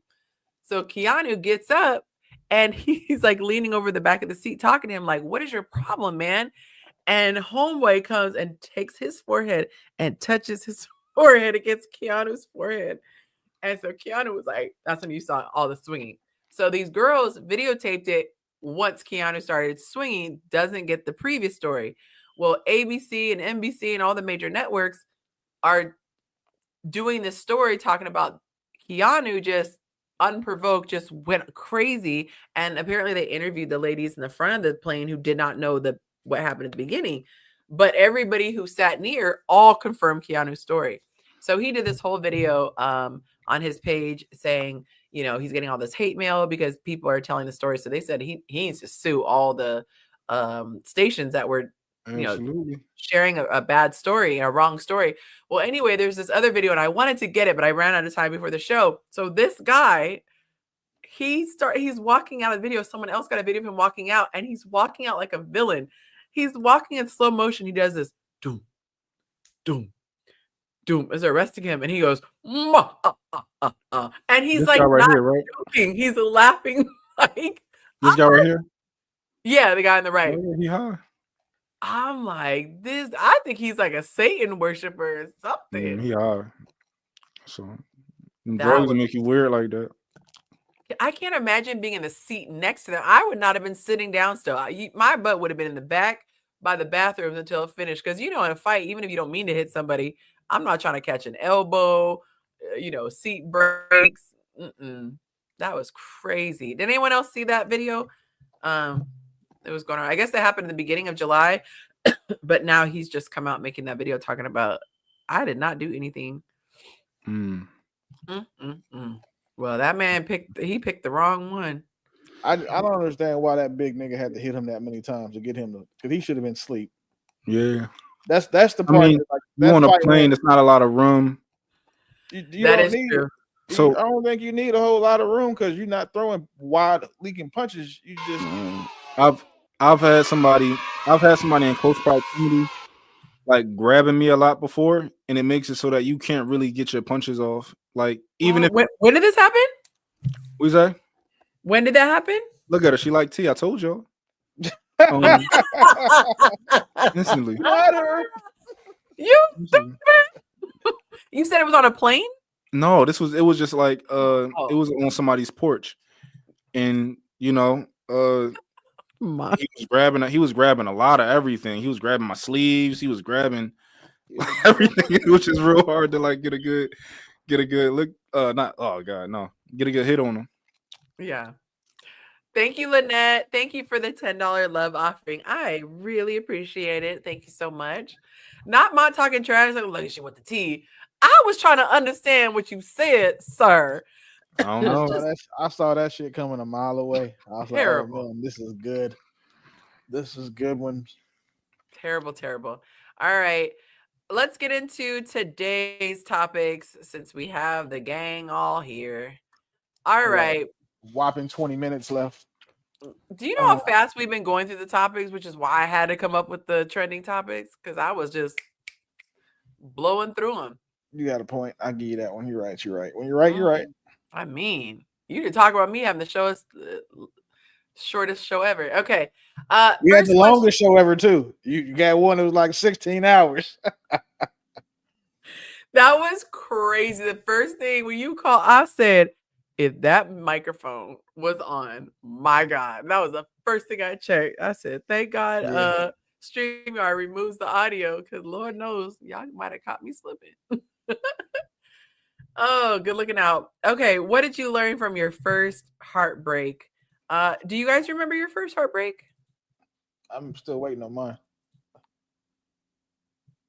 So I've been fortunate. Wow. Yeah, I've been fortunate in that regard. I'm told you, I'm just not emotionally wired for that type of stuff. Like I get over shit too fast.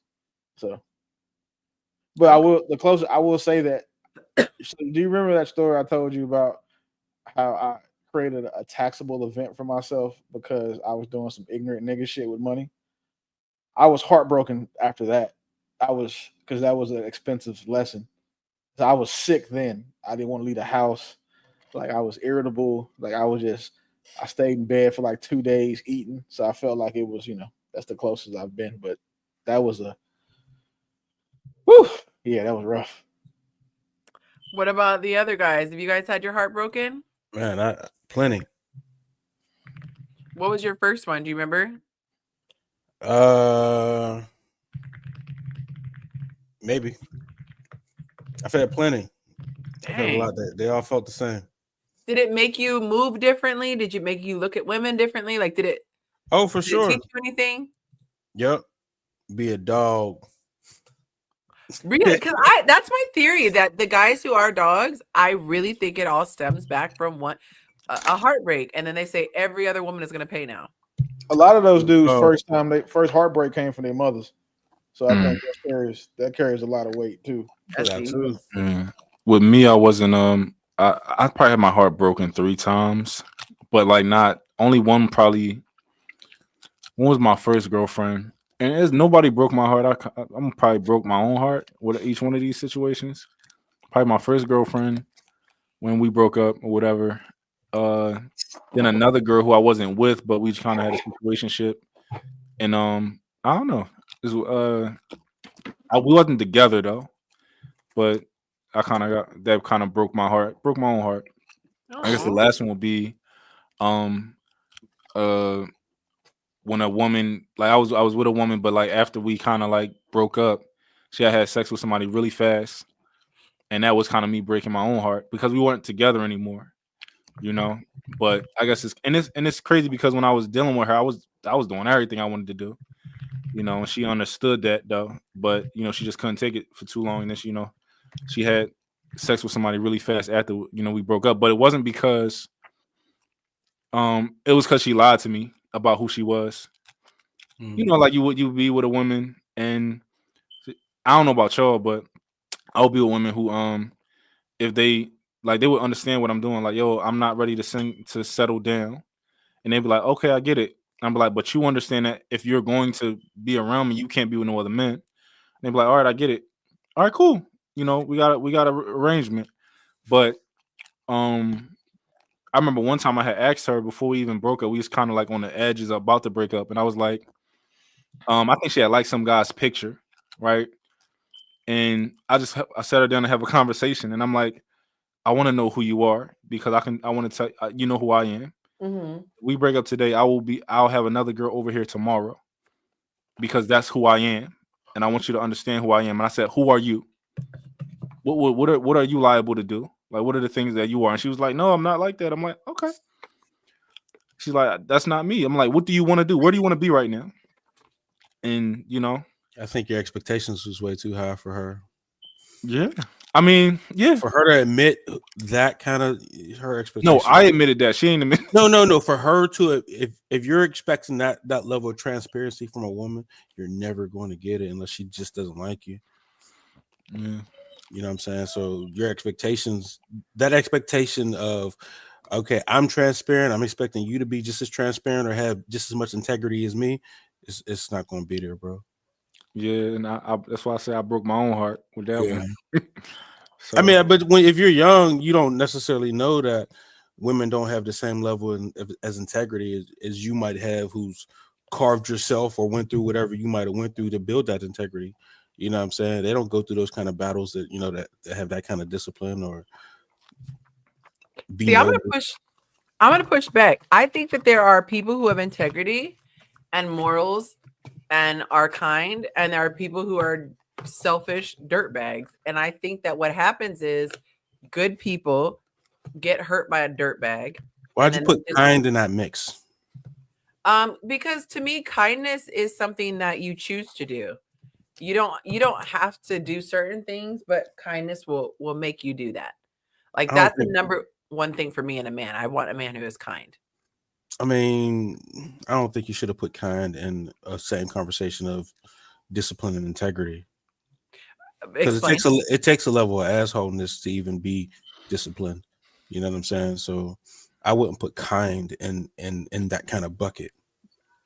For now, let's just remove kind for now and progress the conversation. Yeah. Okay.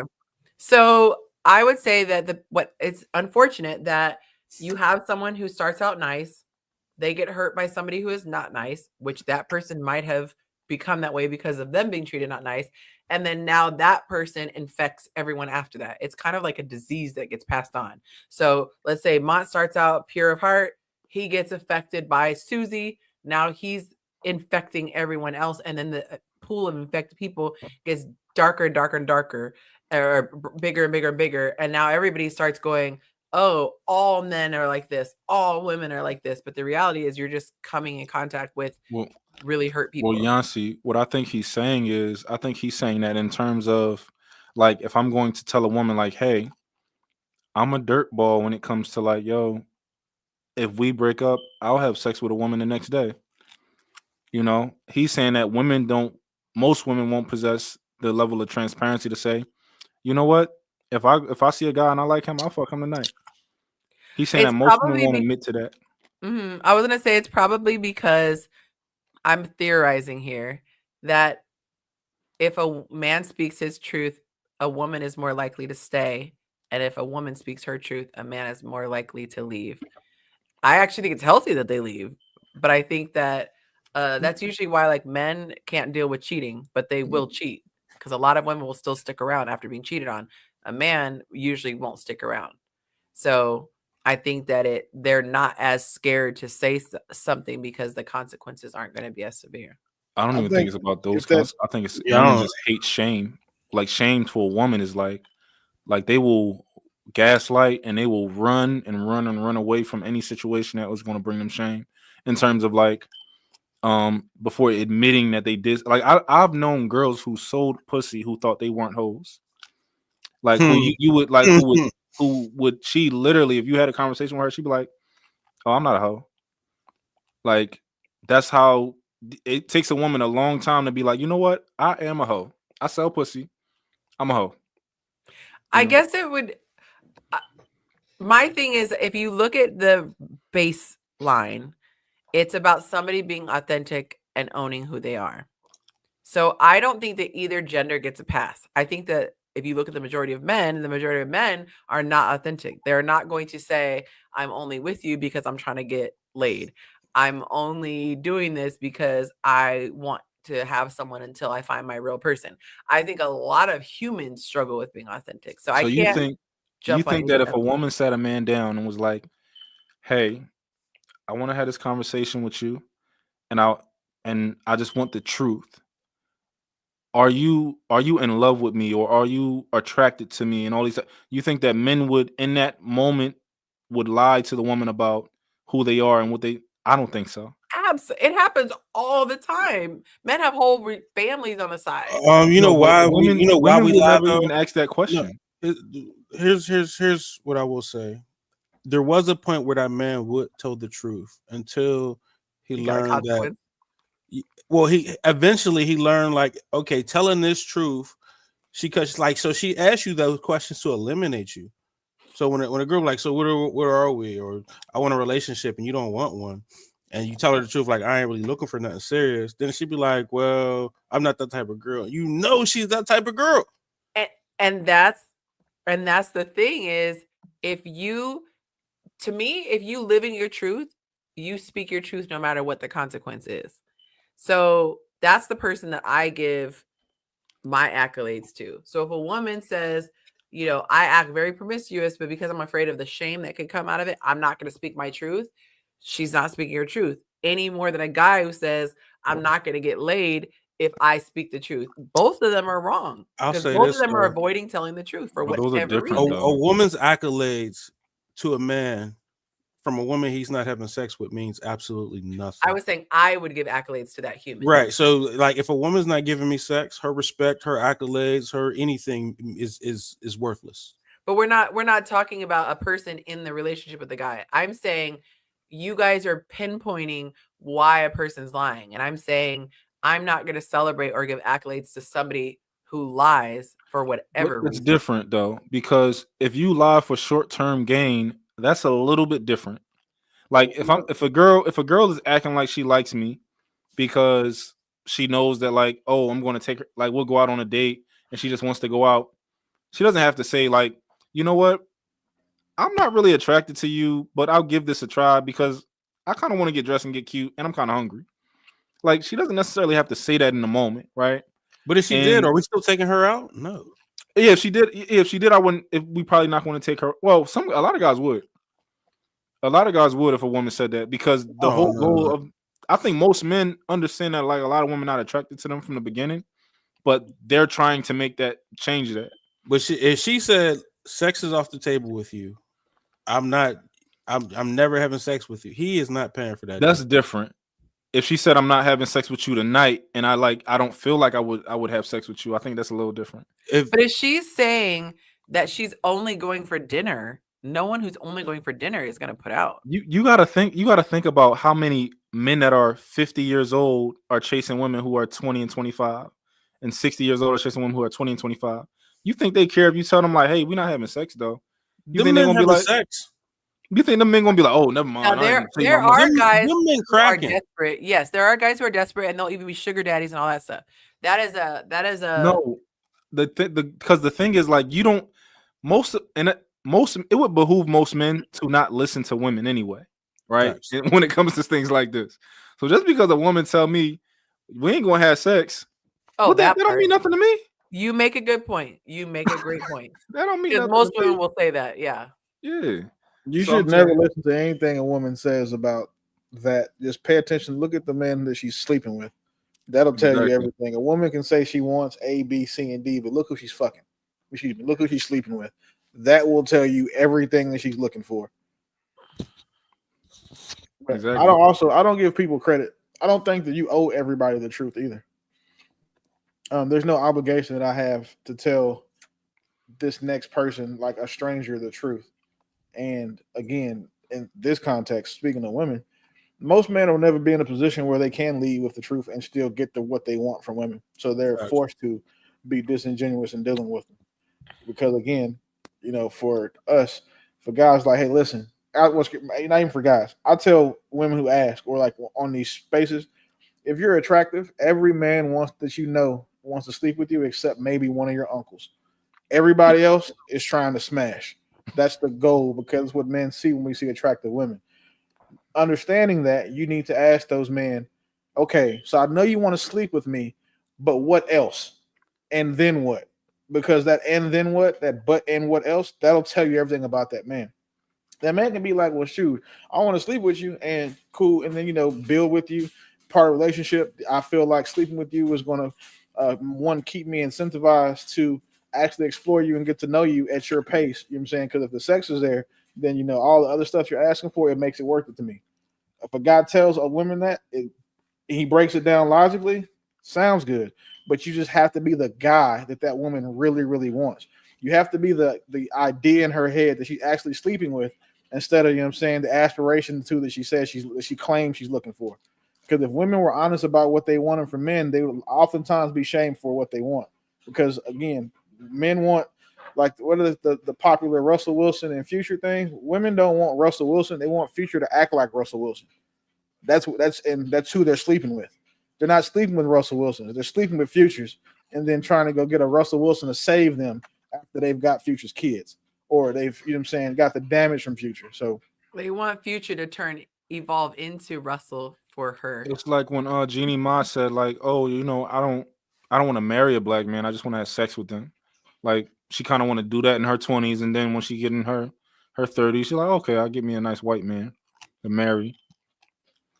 I don't know what point she's making here. When you realize the woman didn't care about you either, you're heartbroken and judgmental. Maybe she's talking about my situation. I don't know. Maybe. I mean, no, my situation, absolutely not. I was always forthcoming. I listen.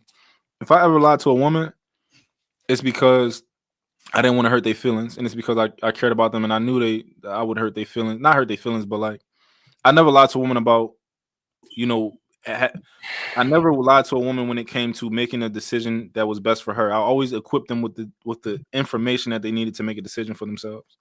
But outside of that, like, I would lie by not saying certain things. Like, okay, we're together, and I don't like you that much, but you've been around and you're loyal, so you can stay around. Like things like that. Like, why are you making that face though? That's honest. Like, I quit lying to girls in high school. I got caught one time, and after that, I didn't like the power dynamic of being caught by a woman or being caught in a lie. So I just said that I'll never do that. It just doesn't make sense. Because now you can be mad at me for telling you the truth, but you won't never be able to be mad at me for catching me in a lie. I didn't like the way that made me feel. I told one girl I was going somewhere, I was going to do something, and then went somewhere else with a different girl. The other girl showed up where we were at and then confronted me, and that like split second, like where you feel like, damn, I'm busted. I didn't like that. Yeah. So, Mhm. but yeah, Man, I don't want definitely- the I karma started of lying after lying. college. Mm. yeah. He said he started lying after college. I started lying after college. I don't It want was- the karma from Future lying. had a line in one of his songs that like it stands out to me to this day. I always remember it. He said, "If she catch me cheating, I will never tell her sorry." And the reason that always resonated with me is because like I know I can't get caught cheating if I'm not in a committed relationship, whatever. But like I never apologize for being with other women because I've always been honest with these women. Like I was honest, like I'm not telling you sorry for something that's not a mistake, for something that you knew about. But it seemed like even if you're honest with women, they still get upset when they see certain things and all that type of stuff. What does she have that I don't have? What Yeah, does I she was do? gonna say, for you? a As lot long of as that that is shit not on. cheap. A lot of them is on the women. I look at stuff like I like watching the reality shows or whatever, but I'm like, if a man one shows you who he is, or worse, tells you who he is, and you stick around, I no longer have empathy for you because you saw what type of time he was, or if he got with you in a jacked up way to the girl he was with, I don't feel sorry for you when he does that because it's not if it's just when. That's the thing that I can't feel bad for her because you stick around. I feel like there's more delusion when it comes to us women. Mm. There are things that we get right and I think we excel at over men. This is not one of them. There's a lot of delusion. I think he can turn around. I think he can change, or I'm just so attached. One of the things I like when I see about men is that they will cut it off. Like once they feel a way, it's like she's dead to them. And as women, we need more of that. And also, a lot of us, I know for me when I was younger, I used to do that because I wanted to move off of women anyway. And I didn't necessarily want to hurt some of their feelings. So I would find a reason. Wait, you want to move off Oh, of that? not like I All wanted to move off of that individual and I woman was anyway. And like, and I didn't want to necessarily hurt their feelings. So I would find something that they did and be like, oh, that's the reason I'm never talking to you again. And they would feel like it was their fault. When in reality, I probably was just, trying to kind of move on. But I these would wouldn't have be girlfriends though. These wouldn't be women that I'm in relationships with. I didn't I do would have relationships. certain rules. Like I felt like I was good to break it off as long as I ain't sleep with you more than 2 times. So if it was like I had a 2-time limit, if we did it 3 times, then I'm putting myself in the fire of making her more attached than she need to be. You know what I'm saying? So I had little goofy rules that might be manipulative, but you know what I'm saying? Or if I was looking for a way out, like let's say I did sleep with a woman more than twice, you know what I'm saying? At the first incident where I had to buy a plan B, okay, we just broke up. You know what I'm saying? Or if there has been any kind of inconvenience, I would look for like a spot, just like you said, any kind of inconvenience or something to be like, that's it right there. This is my break. Mm-hmm. And I heard. Oh, go ahead. I don't know how y'all out here hitting these chicks raw. Y'all crazy. Ain't no way.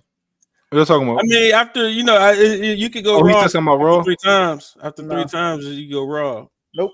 I'm not going raw. I'm not sticking my neck in meeting nobody that I can't account for your location, whereabouts, actions 24/7.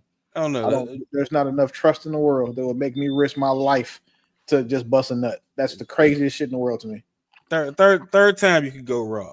You know what I'm saying? 2 times you gotta work condom, but on that No, third that's probably why I've never had. That's also probably why I've never had STD or had to buy anybody a plan B. Like one thing I don't play about, like if I gotta risk my life to sleep with you, I'm not doing it.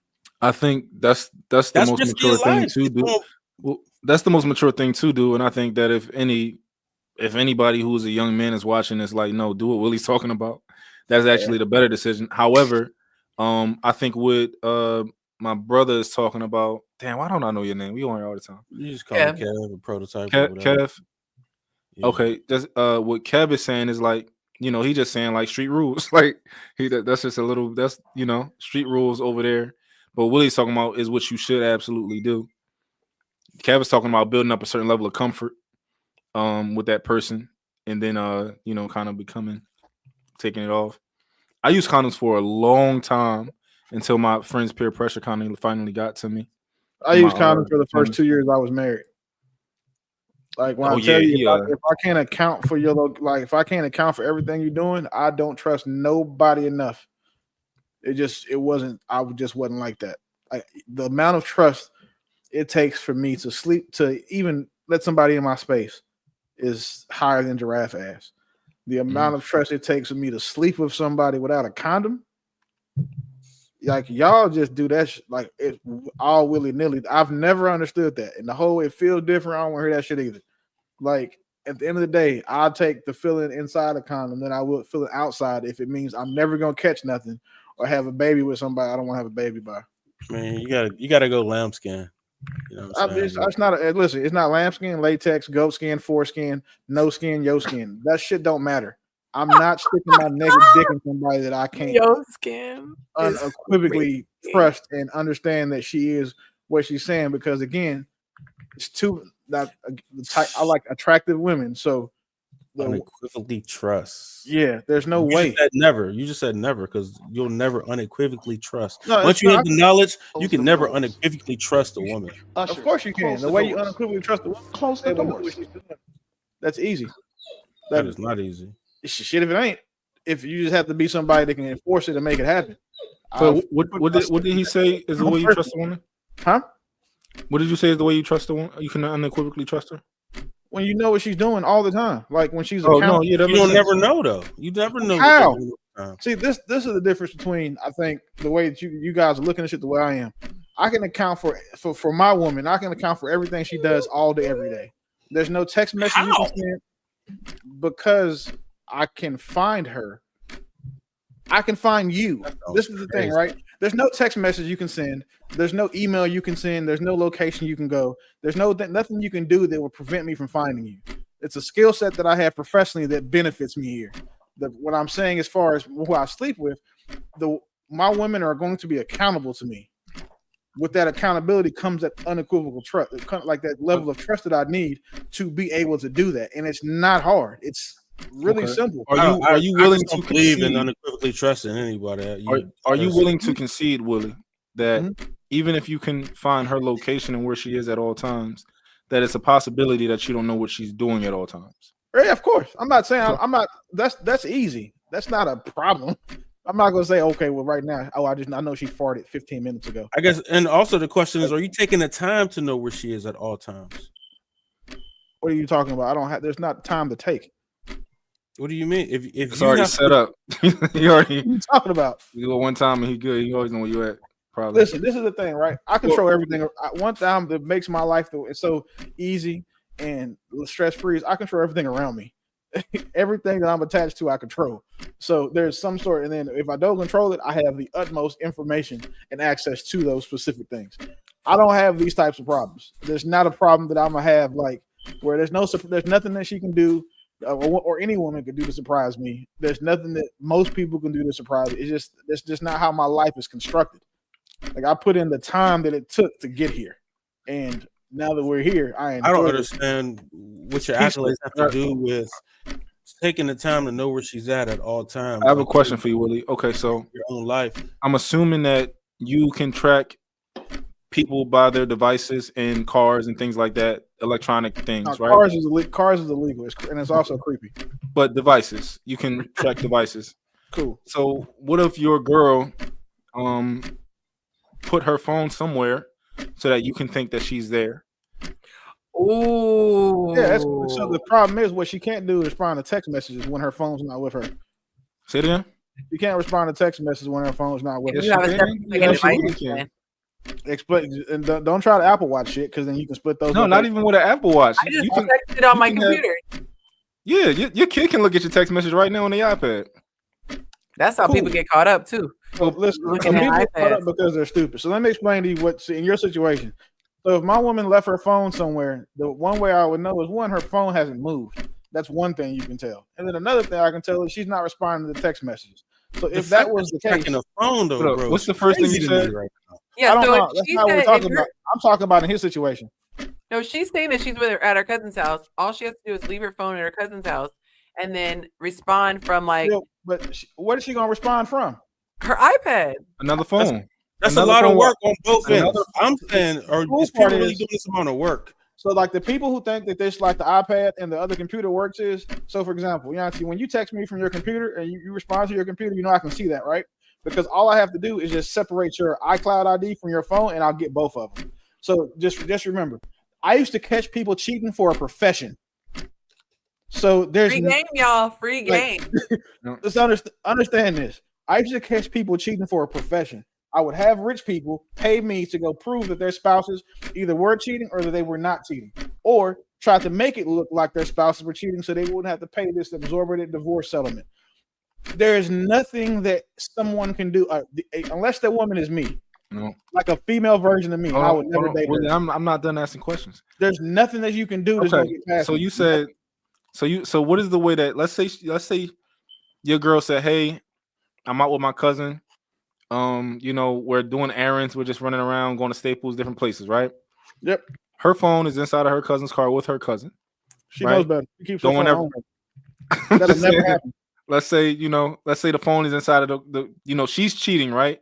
Her phone, her device is in the. That can never. I don't date women like that. Like if a woman tells me I left my phone in the car, I'm not fucking her after that. No, That's she's not saying no. She's not telling you she left her phone in the car, right? She's telling you I'm going out with my cousin. We running errands, right? Right. Now, what she does to be sneaky is put that phone inside of the car with her cousin. Okay. So that phone is moving around, running errands with her cousin, right?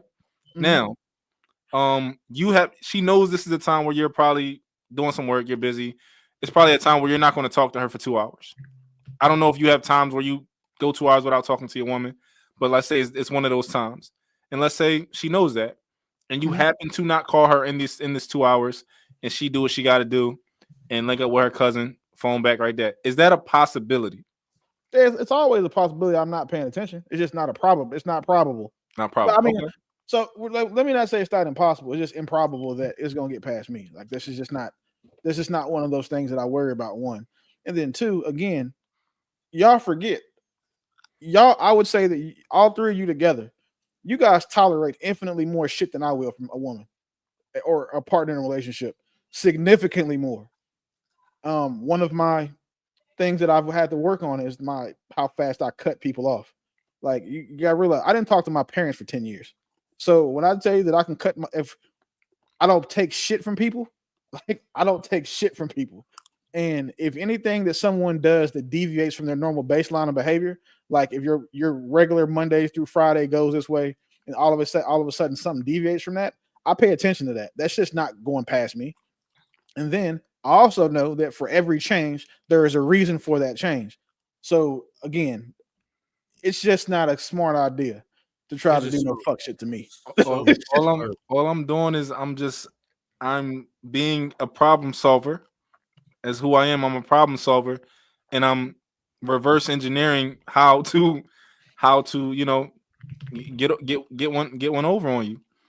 Which listen, the woman gets something over on me, man. I'll tell you what, I would be very, very, very happy for her because that's not easy to do. It's not an easy feat. I would say that it's probably one of the more difficult things that she could do.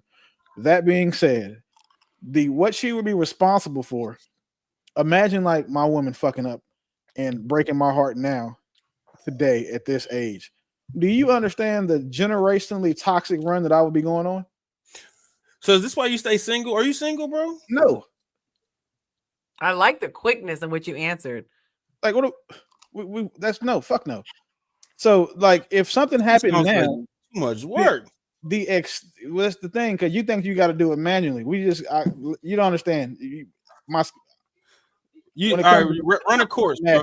Yeah, I'm not running through shit for free. That's one thing we don't do is talk about what we do professionally for free. But like for my and Yonci, no. But fuck no. I'm not. If my woman fucked up right now and shit went left, and then I was left outside in the wilderness of women by myself right now, I'm gonna ruin a generation, and she'd be responsible for that. I know me. I know what would happen. I know what I do after I come out of a relationship where I was wrong or that I felt like I wasted my time. It would just be a generationally toxic era for dating. Like the dating pool wouldn't have piss in it, it'd have acid. It would just be real bad. Acid. Yeah, acid, flesh-eating bacteria, whatever it is that makes that shit a caustic situation, it'll be terrible. But she, you know what I'm saying, luckily, she loves me and she knows better, which are the two most important things in a relationship. You know the best thing for cheating? Like cheating is not hard. It's very easy. The thing is, like, how like women say, "Oh, we cheat better than y'all." The reality is, it's easy to cheat. You just gotta have somebody trust you. If I trust you, Wow. yeah, That's heavy. it's like, oh, I trust my woman. Okay, so I'm not checking for you all the time because That's heavy. we trust each other. So of course, if your man trusts you more than then trust you more, he's not looking for you and looking at all. Like, so for example, if like Willie's with his woman for 10 years and he trusts her, absolutely she can go and cheat on him and break his heart or whatever, right? She has the ability because that's the Hmm. vulnerability we have. We get Right. trust people. So No, it's true because Monte went on a trip with his friends, and I was like, I'm not checking in, I'm not calling, I'm like, just have fun. Do you like this is your time to just chill, whatever. you He's trust your not, man. yeah. So if he wanted to, he could have been doing a number of things. Hmm. So, well, let's get on to the next question, shall we? Thank you so much, Mont, for the 30-minute show extension. Greatly appreciated. All right, let's get into question number 2. So I will read these real quick. What did you learn from heartbreak? Someone said when people show you who they are and how they feel about you, believe them the first time. Someone else said, I haven't been through one on my own, but I have learned vicariously through several others to never, ever, ever love a woman more than she loves you. And then the last one is, if you do change, do it for you. No matter how hard you try, it'll never be enough for her satisfaction. So might as well be for your own. All right. This one, number 2, women don't just up and leave. I wonder how many men can listen to this and be introspective versus defensive and focused on the woman's part. And let me pull this up. Okay. That is hilarious that I look like I did not put up the video. And that would be crazy. And I think on Patreon, the same thing. And nobody thought that was weird that there was no video to reference. Let me see if I can remember. Hold on.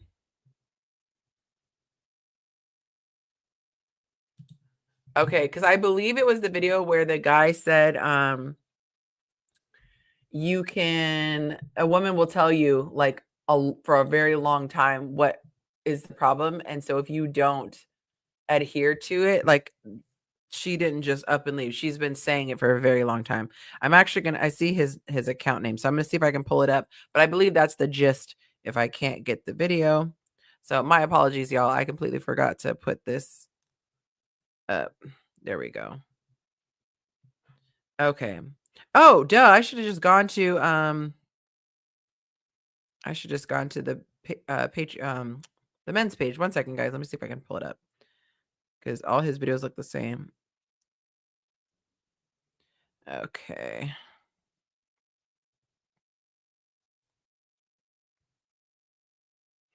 Do do do do do do do.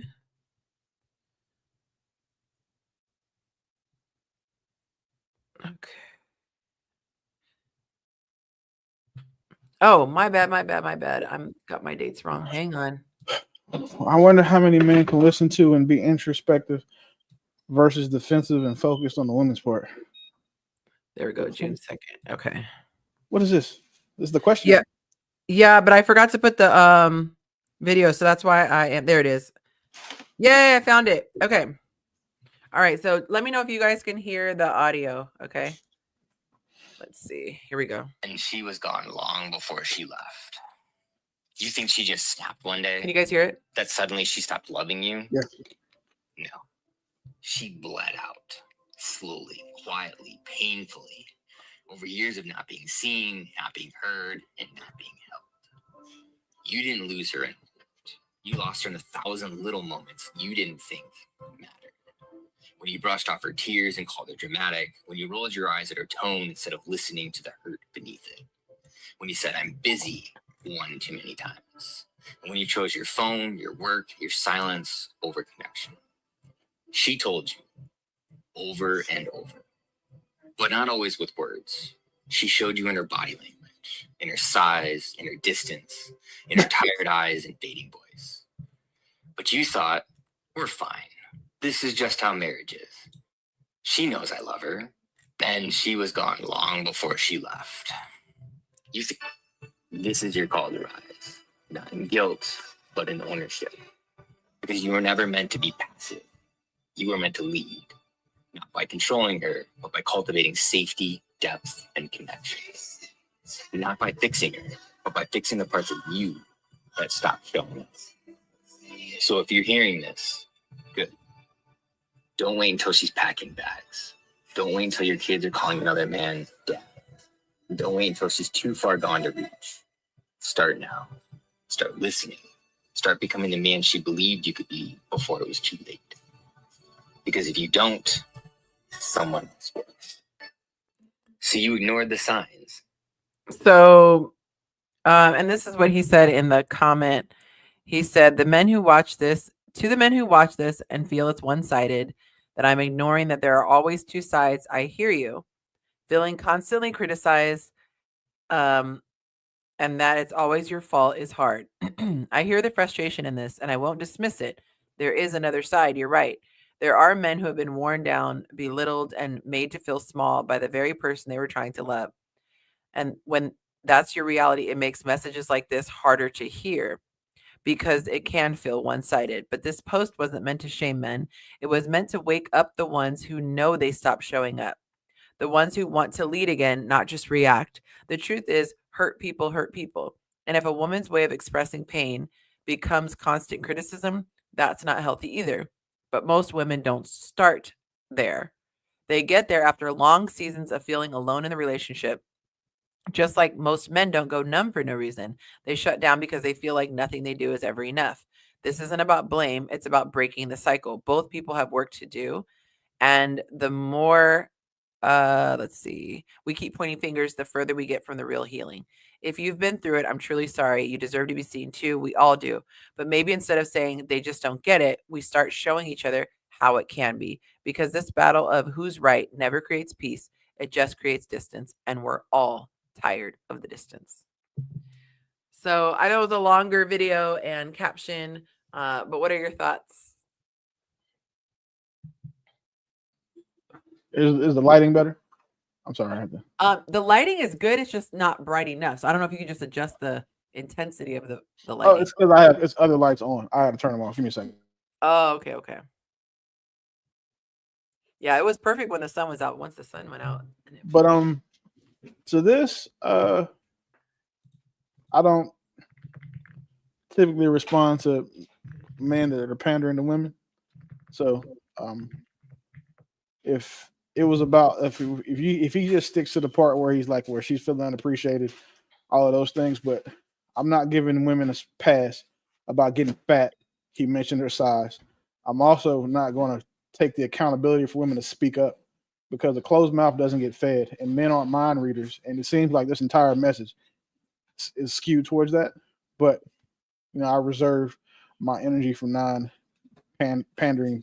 So it was actually the opposite of not speaking up. He was talking to the men who the women speak up and speak up and speak up, and he doesn't take, and that man doesn't take notice. So I'll give you an example. It's ironic because I posted this way back on June 2nd, and I was just watching The Bachelor in Paradise because I love a dating show. And I watched my first episode of Love Island yesterday. Yay! You will be sucked in, I guarantee you. No, I'm not. I think they all can catch herpes because they kiss everybody. No, that is disgusting. Oh, if you're gonna start on a show, I wouldn't start with Love Island. I'd start in something a little bit more dignified, like Bachelor in Paradise, by the way, because Love Island is like they're starting to try to cater to young people, and it's getting out of control. But anyway, I'm watching The Bachelor in Paradise, and there was a guy who very attractive woman, very attractive. They have great chemistry, hit it off from their first moment of meeting, and everything seemed great. Well, there was a moment where, because in the show, different people come in, different people can see if they have chemistry, what have you. So apparently, this guy, his name is Dale, if I can remember their name. I think it was Dale and Kat. So Dale and Kat had an agreement that they would be transparent about how they move in there, even though for the most part they're a quasi couple. You know, it's like it's new. It would be the equivalent of someone just starting to date. So another woman came in and she very much wanted to be with Dale, and so she pulled him and had a conversation, and they even shared a kiss. So 3 days later, Kat just randomly says, "Hey Dale, have you kissed anyone, outside of the little activities? Because there's an activity where everyone knows people are kissing and stuff. But outside of that, have you?" And he pauses and he's like, "Oh," and he says, "Yes." Now, here's the point of the story.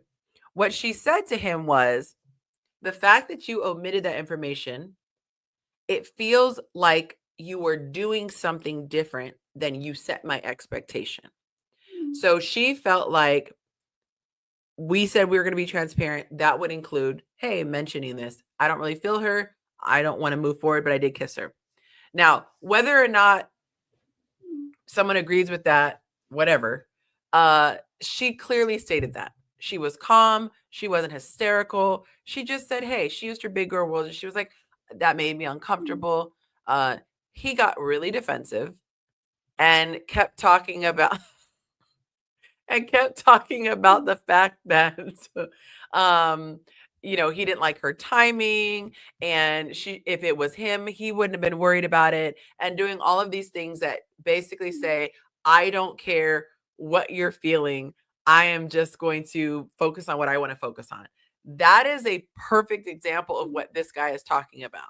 So in this situation, they're not married and getting a divorce.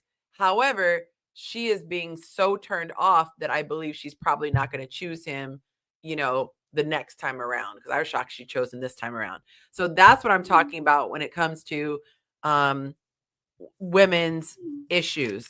So if somebody says, hey, as a woman, our deepest need is to be heard and seen and feel like our thoughts matter.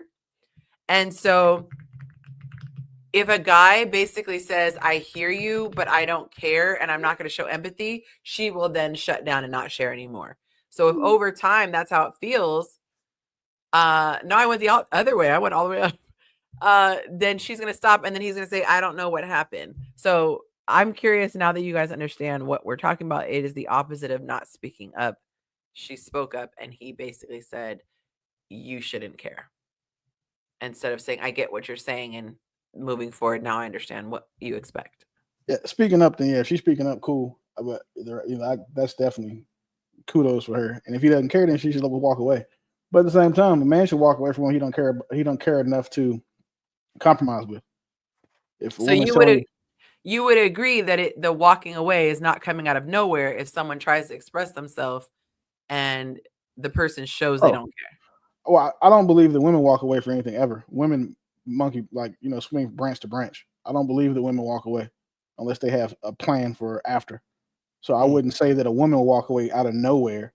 Women are more calculating. Men will walk away suddenly. Like we're the ghost experts of the two sexes. But what they mean by out of nowhere is unprovoked. That she just woke up one day and was like, this is a good day for a divorce. That's how a lot of guys I hear characterize a woman leaving, and they look at that percentage. 70% of women initiate and say, oh, it's just because they're not loyal. It's just because this, it's just that, as opposed to these people are so miserable that they walked away. Oh, I agree. I agree that I don't think the woman is up in divorce just all willy nilly. I think they probably have a plan still. Interesting. Yeah, I don't believe the women just get up and be like, oh, you know what? I think I'm gonna take half his shit today. I feel like I've stuck it out long enough. His rap career is not going to where it was, where I thought it was going to go. So it's time for me to go ahead and move. We were just talking about 40-year-old men trying to start rap careers at that. I just roasted one in a panel because he was arguing with me. And I'm like, bro, he's in the comments. I'm like, bro, you're a 40-year-old failed rapper. Like, give that shit up, son. Like the ones who start in their 40s is wild, though. That is really not 40. wild. I'm not 40. I'm barely 30. Dang. Yeah, that's wild. But yeah, I do think that a lot of men have a hard time getting feedback from their woman, and I've been doing research, and I believe it's because a man's deepest fear is a woman not thinking he's good enough, and a woman's deepest fear is that she's not lovable. And so this makes perfect sense why a guy would be hypersensitive to feedback, because if a woman is giving a man feedback, for the most part, it's because she loves him, because you're not going to try to fix something if you don't love the person. You know, it's like a girl you're just trying to sleep with. You're not going to sit there and teach her how to make eggs the way you like, because you don't see a future with her. But if you actually like a woman, you're like, hey, I like my eggs like this. You know, if you do take the car to the car wash, I don't like them to touch this, whatever. Like, you're going to invest in them. And so I wish more men were able to balance that little voice in their head saying, you're being attacked. You're being attacked. I need to defend myself, and hear it as, cool, she's giving me the cheat code. This made her feel unsafe. So if I want to, like in Dale's situation, she's giving him the cheat code.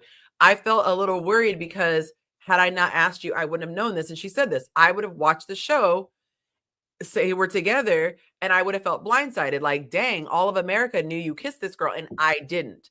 And so what she was saying was, she wasn't saying you're a horrible person, I think you have terrible character. She said, it makes me feel uncomfortable. I'm giving you the cheat code.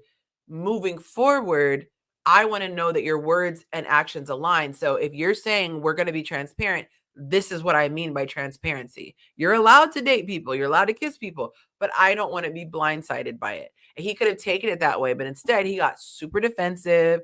He was talking about we were raised differently. Like, what is that thing? Crazy. That's how I felt when I got caught. I just didn't get defensive. You said what? When I said I got caught somewhere with a girl and supposed to be there. Yeah. That's how I felt like in that moment. I gotta make it about her. Instead, I was like, you know what? You got me. Yeah. So this is what we're gonna do. I'm going home with one of y'all. Which one is it gonna be? I guess that's pretty much where we're at now. So I'm either gonna go home and fight with you, or we're gonna finish our night. Yeah, it can be easy to resolve. Like, it's crazy for people who are ever in that situation. You don't have to admit it in the comments, but if you're in that situation and you feel like you're being attacked, if you just say, what is it you want me to understand? You know, what am I understanding you correctly? This is what you felt, and what's the best advice, you know, you can give me moving forward? It'll be over. Because that's all. Any human, when they share something it's bothering them, that's all they want to know, is that I've given you enough information. I trust you care enough to pay attention so that we can avoid it in the future. Most people are just trying to avoid getting hurt again. So they have a conversation to avoid it. But if every time the person just hears I'm being attacked, that's why the relationship breaks down. Okay, let's get on to number 3. I have this weird feeling like I played this video on my YouTube show before. So let me know if I did. I don't know, but I feel like I did. But this is the next one. No matter, we finna watch it the second time. Love you, boy. Love you too. Y'all be safe. Let me know where you going. All right, Ben, I'm finna leave. Love you. Love you too. You're not gonna give me a hug? Oh, damn, man. I'm playing the game. Shit. Yeah, there you go. There you go. Damn. Oh, shit. Hello? I miss you. Miss you too. What you doing right now? You busy? Yeah, I'm with the guys right now. What time you coming home? Shit, I don't even know, but I'm gonna call you back, alright? Okay, love you. Love you too. Shit, annoying as hell, man. Oh shit, my dog. Yo! We miss you, boy. Miss our boys too. What y'all been on? Damn, for real. What you doing right now? You busy? Yeah, no, I ain't busy. I'm chilling with my girl. Pull up to the house. We finna watch the game. I better finna be on the way. So let's just forget about me, huh? Damn, babe, I've been with you all day. Is it a crime to hang out with the boys for a little bit? I'll be back later at night. Relax. Shit. So this is the conversation we had a while back, saying like, why is it different hanging with your boys than your lady? And you guys were all explaining that guys are just chill, low maintenance. There aren't any expectations, et cetera, et cetera, et cetera. Do you guys remember me playing this video on the show? I feel like I played it on the show. Yeah. Okay, so we can move past it. Okay. What men do has the greatest effect on whether or not a relationship fails or succeeds. Here's the video. What men do in a relationship is by a large margin the crucial factor that separates a great relationship from a failed one. This does not mean that a woman doesn't need to do her part, but the data proves that a man's actions are the key variable that determines whether a relationship succeeds or fails. This was written by a man, Dr. John Gottman, who has studied thousands of relationships, and I know the vast majority of men will see this as just another attack. So we'll get defensive, we'll shut down, we'll play the victim, we'll refuse to be self-reflective, and we'll just dismiss it. But in doing so, we might just prove his point. But what if he's right? Isn't that worth exploring? After reading his books, I know he's not saying men are bad, and he's definitely not saying that women don't have work to do. He calls everyone out equally. This isn't a license for you to be mistreated in any way. Mutual respect and kindness are still essential. This isn't about blame. I don't see this as an attack. I see this as an opportunity. Because for so many men, you were raised to think vulnerability and feelings were weaknesses, and intimacy was a threat to your independence, and closeness and connection were something that girls felt. And we don't realize how much that sets us up to fail. And that is not an excuse to mistreat anyone. I'm just saying we don't know what we don't know. And I'm just reminding you that having the courage to learn about humility and empathy and the different types of intimacy, learning how to resolve conflict in a healthy way, learning how to be a safe place for your partner, and how to model respect and love, that doesn't lose your man card. It earns it.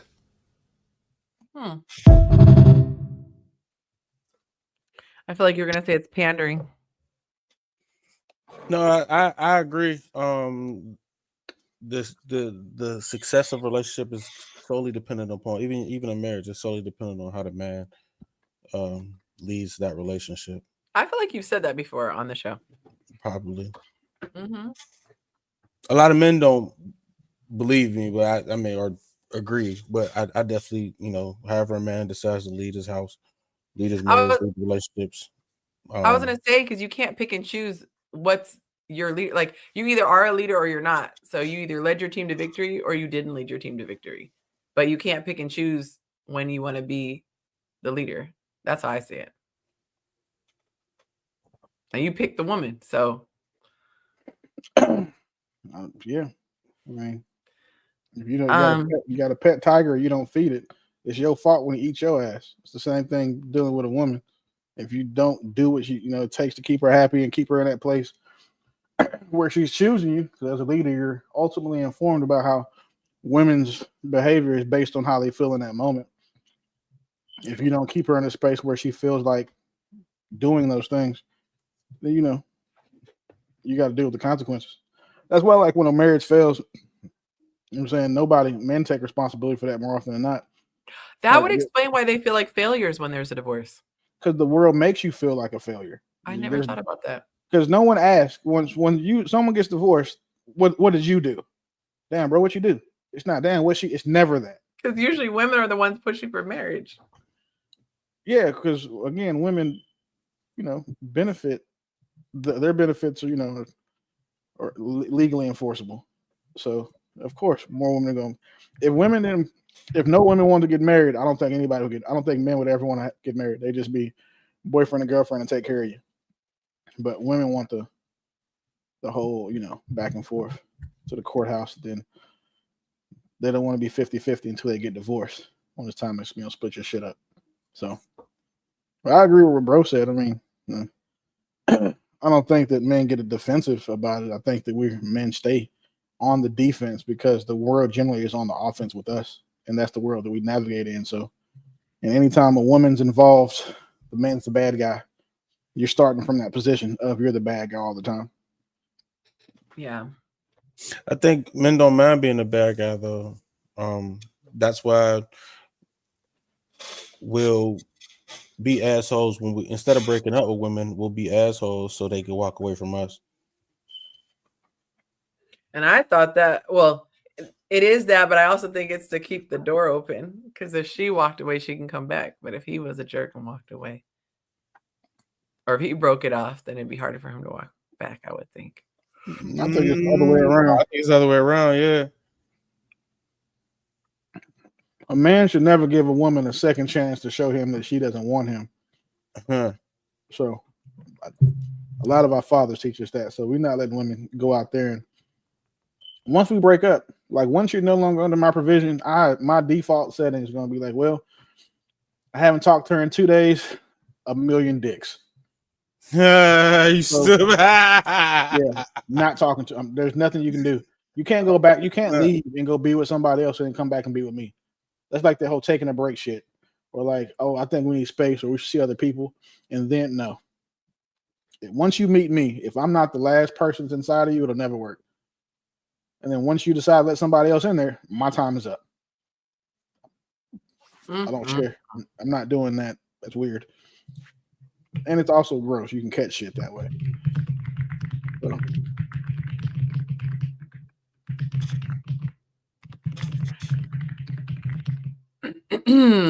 all right. Just had to talk some mess in the group chat here. All right. So let's get to question number 5. See, I told you we were going to go through them fast, and we spent a lot of time on question number 1. Okay. This is what emotional validation looks like. Let me take this one down.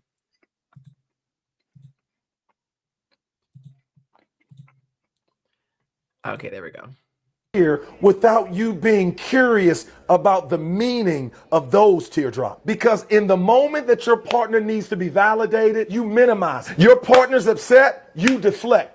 I'm upset too. That makes 2 of us. That's deflection. If you don't validate the feeling, you stay stuck. How do you get your partner to stop freezing on you? Pay attention. Validate the freezing. Validation says, I may not agree with everything you're saying, but I can validate in this moment that that's painful for you. That's hard for you. That seems heavy for you.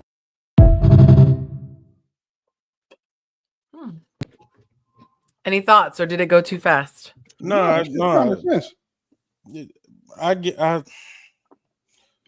Men withhold. We're taught to shut up work. We're taught to go through the pain. You know what I'm saying? So when we're in these relationships and there's things that's bugging us, you know, we're so focused on keeping our head down, keep working or whatever, and then if somebody's barking at us, we're like, wait, what? You're complaining?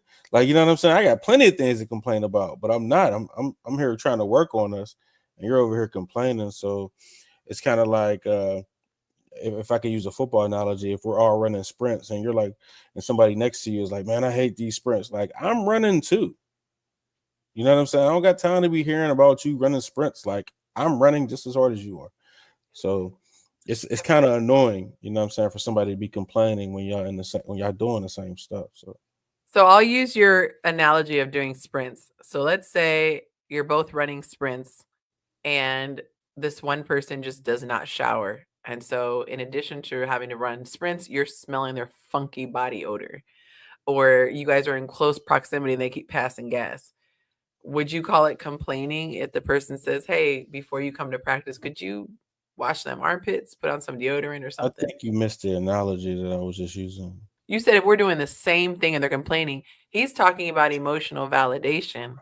Yeah, I'm talking about 2 people in a relationship who are unhappy. One starts complaining or one shutting down, and the other one is trying to work through the relationship like they're supposed to. You know what I'm saying? That's what he was explaining. Let me go back and watch it again because maybe I misheard. Don't let your lady waste another tear without you being curious about the meaning of those teardrops. Because in the moment that your partner needs to be validated, you minimize. Your partner's upset, you deflect. I'm upset too. That makes 2 of us. That's deflection. If you don't validate the feeling, you stay stuck. How do you get your partner to stop freezing on you? Pay attention. Validate the freezing. Validation says, I may not agree with everything you're saying, but I can validate in this moment that that's painful for you. That's hard for you. That seems heavy for you. So what I heard him saying is one person is expressing something that the partner is doing that is hurting and their feelings are being dismissed. What I hear you saying is there's an assumption that both people are hurting. Only one is speaking That's up. what he said, though. He said, you're angry. I'm upset too. That was a rebuttal. Yeah, that was the rebuttal that the person gave. So this is my question. So you're saying both people should just put their chin down and take it if the other person is doing something they don't like. Is that your solution? No. I'm just saying, if I'm under the conception that we're both upset. So if we're both upset, and you start griping about Europe things you're upset about, and I'm not complaining about things I'm upset about. I'm still working on the things. Then shut up and work with me. I don't want to hear about your gripes for real because I'm under the same stress. So I just straight up disagree with you. I think that if somebody is having a problem, they should speak up. They should speak to it. So and I'm just going to say you, since you're using this situation. If we're in a relationship, I'm doing things that bother you, you're doing things that bother me. I don't think it's healthy for you to hold it in. I actually I wouldn't consider it like a gift or something great they're doing if a person holds it in. I would be hurt. I would say, I want to know what I'm doing to you so that I could stop doing it. There's no need to just continue and I'm just doing stuff that is pissing you off. So I don't see that as a positive thing. And I think a lot of guys think like you because they give themselves credit for not bringing stuff up. Do you know how much stuff I don't bring up? I pick my battles and all this stuff, but then there's resentment underneath. Like you said, I'm not enjoying the relationship either. So you're both pissed off, but one person's solution is to just not say anything. It doesn't get resolved then. I mean, I agree. I agree with you. I'm just saying that's what's happening as far as. But he's saying you guys should both validate each other. He is saying that, but he's not saying both. He's saying I should validate you. In the example, the woman is the one bringing it up. Mm-hmm. So you can take gender out of it. Whoever brings something up should be validated. I have the same rule in my relationship. We don't piggyback. If I say, hey, baby, this is bothering me, it's his turn to listen and hear and figure out how to fix it. If in that moment that I've brought something up, that's not the time for him to be like, well, you know what? I don't like this. I say, if you have something that bothers you, bring it up in your own time. Because otherwise it sounds like a tit for tat. I'm going to say something because you said something. The only exception for me is if I'm accusing you of something that I'm guilty of myself. Then I absolutely welcome saying, if it's hypocrisy, yes, call it out. Like, why are you guys eating on my show? Yonci, you eat on your show all the time. Like, that's different. But if you say, why are you eating on the show? And I'm like, what'd you say? I feel targeted. No, I'm thinking he just brought me a plate of food. But if I'm like, why are you eating on the show? I'm like, well, I don't like the fact that you're late. Like, okay, you could have brought that up on your own. You didn't have to wait until it was like a retaliatory comment. And so what a lot of people do is they'll just dismiss the person's comment and the person doesn't ever feel validated. And it doesn't end up feeling like love. My man is crazy at the grill. Woo! The fact you got that man on the grill on a Thursday, if that's not a testament to how much he loves you. No, it's old. It's from Sunday. He grills every Sunday and then makes like enough for the week meal prep. That's smart. Okay, it's so good. Okay, so let me put the show extension in the private chat. I was starving, y'all. I didn't realize I didn't have lunch or dinner, and so I'm hanging on by a thread. 41 p.m. And this is thanks to Willie. Okay. Got it all documented. All right, so you guys want to... Oh, were you going to say something? Bro, just talking about understanding, get to the root cause or the root problem of what the issue is with your woman. Like, that's just, I mean, as hard as I do, you know what I'm saying, push back against pandering, I don't think this is it. But what I also push back a lot of times is when content creators try to sensationalize common sense shit. Like, just they say it with a bunch of extra words and then wonder why people don't embrace what they're saying or argue with it. Just the point is, if your girl is crying, find out why before you try to have the conversation with her, because you can't fix a problem if you don't know what's causing it. See, I just said the same shit that he said in a 60-minute video without using my hands or, you know, a bunch of big words and then having a, you know, a TikTok clip at the end of it. It's just, I'm not a fan of that. So but then you won't build your page. I'm never gonna post shit like that.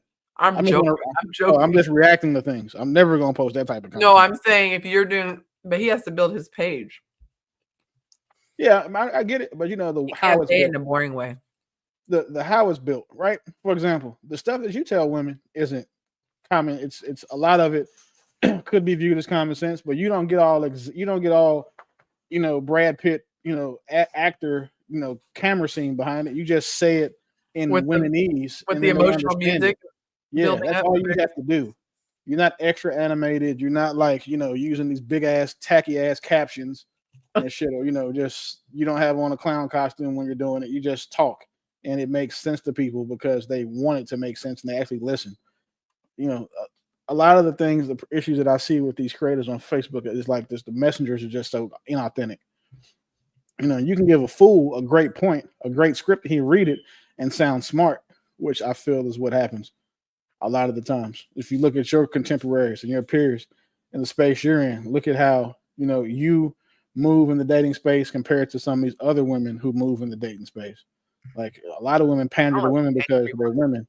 You get a lot of credit from a lot of people because you don't pander to women while still being for women. I appreciate that. So that's Yeah, I hate it. And old niggas talking to people in like this younger generation is almost useless too. Like you out of touch with the stuff that like that's not advice that I would give my son. Because my son's not in that generation of people. I would advise him based on the generation and the times that he's in. That's advice that I could take that my dad would implement because he's the same age as my father, I'm assuming. What would you tell your son? I would, for my sons, like just understand your woman before like you get with her. Like I'm not gonna tell him to validate because he's being reactionary. I tell my son to be, reactive, meaning proactive. So understand your woman beforehand so you can know what to do and not to do to keep her from crying. And then, if something happens, you have that conversation. But I'm not going to teach him how to. I teach him how to prevent problems instead of just problem solving. And this is always a problem solving thing. If we start teaching people how to prevent problems, you won't have them issues anymore. Okay. You guys up for answering some of the good people's questions? Sure. Okay.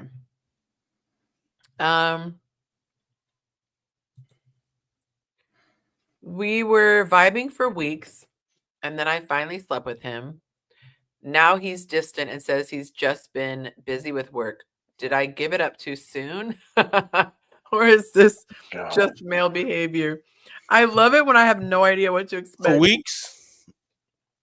Mm-hmm. He just played the long game with her, that's all. That been the mission, that been the goal. You know what I'm saying? To get in, get out. And she made him wait. So he was like, all right, I'll wait. But I'm still going to ghost you right after. So, but if you're going to ghost her, why not just say the truth? Because you're not going to get to smash if you say the truth. Like, what? Hold on, wait. He doesn't want to smash. He's ghosted her. No. He smashed already. And he just slow cooked it. That's all. Listen, so I don't think that he played the long game. But what I will say is this, that if once a dude decides he wants to smash you and invest his time in it, he's going to stick around until he gets some return on that investment. That being said, what I don't understand about so many women is that when, like you say, well, did I give it up too soon? Like, unfortunately, ma'am, your vagina is not special. I mean, excuse me, it's special to you, but it's rare. It's not rare.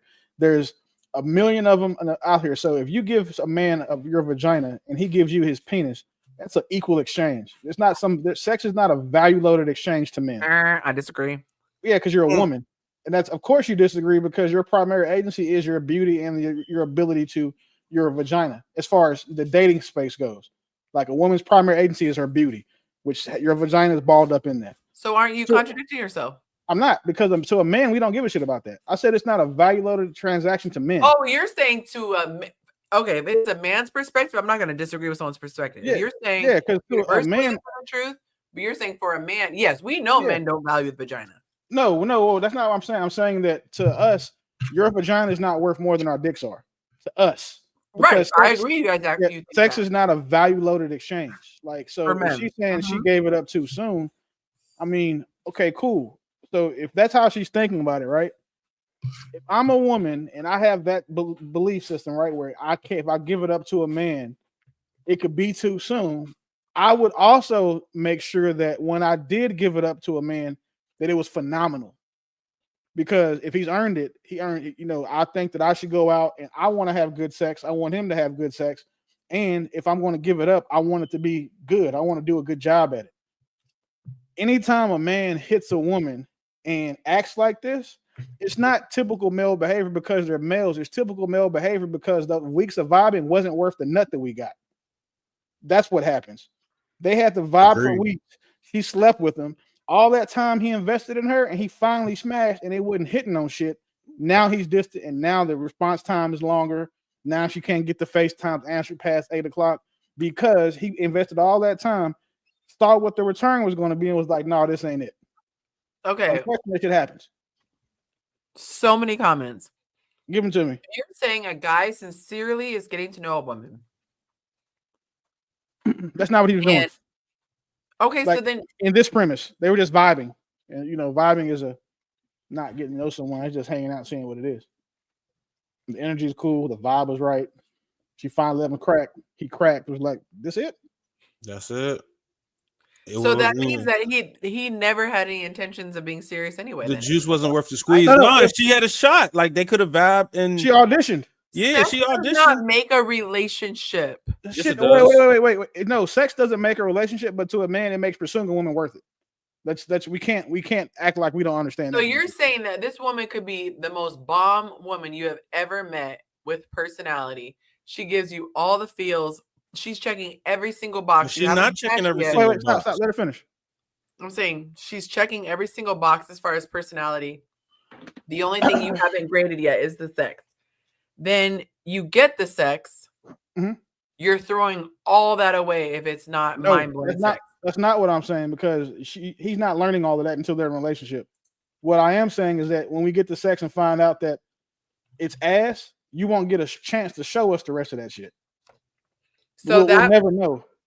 So a smart woman would never give it up until they're in a relationship, then, based on what you're saying. I have no issue with that. It doesn't matter. Wait. When she gives a woman who has terrible sex would never give it up. A woman who knows that her sex game is bomb and she's not having to worry about this, she can give up. She can give it up whenever she wants to because she knows the dude's gonna come back. But unfortunately, he could keep smashing just because he likes the sex and doesn't like her. Cool, right? That could happen. Cool. So then, for us, it is. It's obviously it's cool. For us, it's cool. It's cool for the men. This is the thing, right? We don't give a shit about what y'all's imperatives are when we're trying to get our nut. Like we don't owe you that concern. That's very clear. Yeah, we don't owe you that concern. What we do owe you is the truth when you ask for it, right? So I'm never gonna say be deceptive, but if you know your sex is trash and you give it up to a dude soon, and not trying to be funny, ladies, y'all know when y'all suck in bed, you just don't want to be honest about it.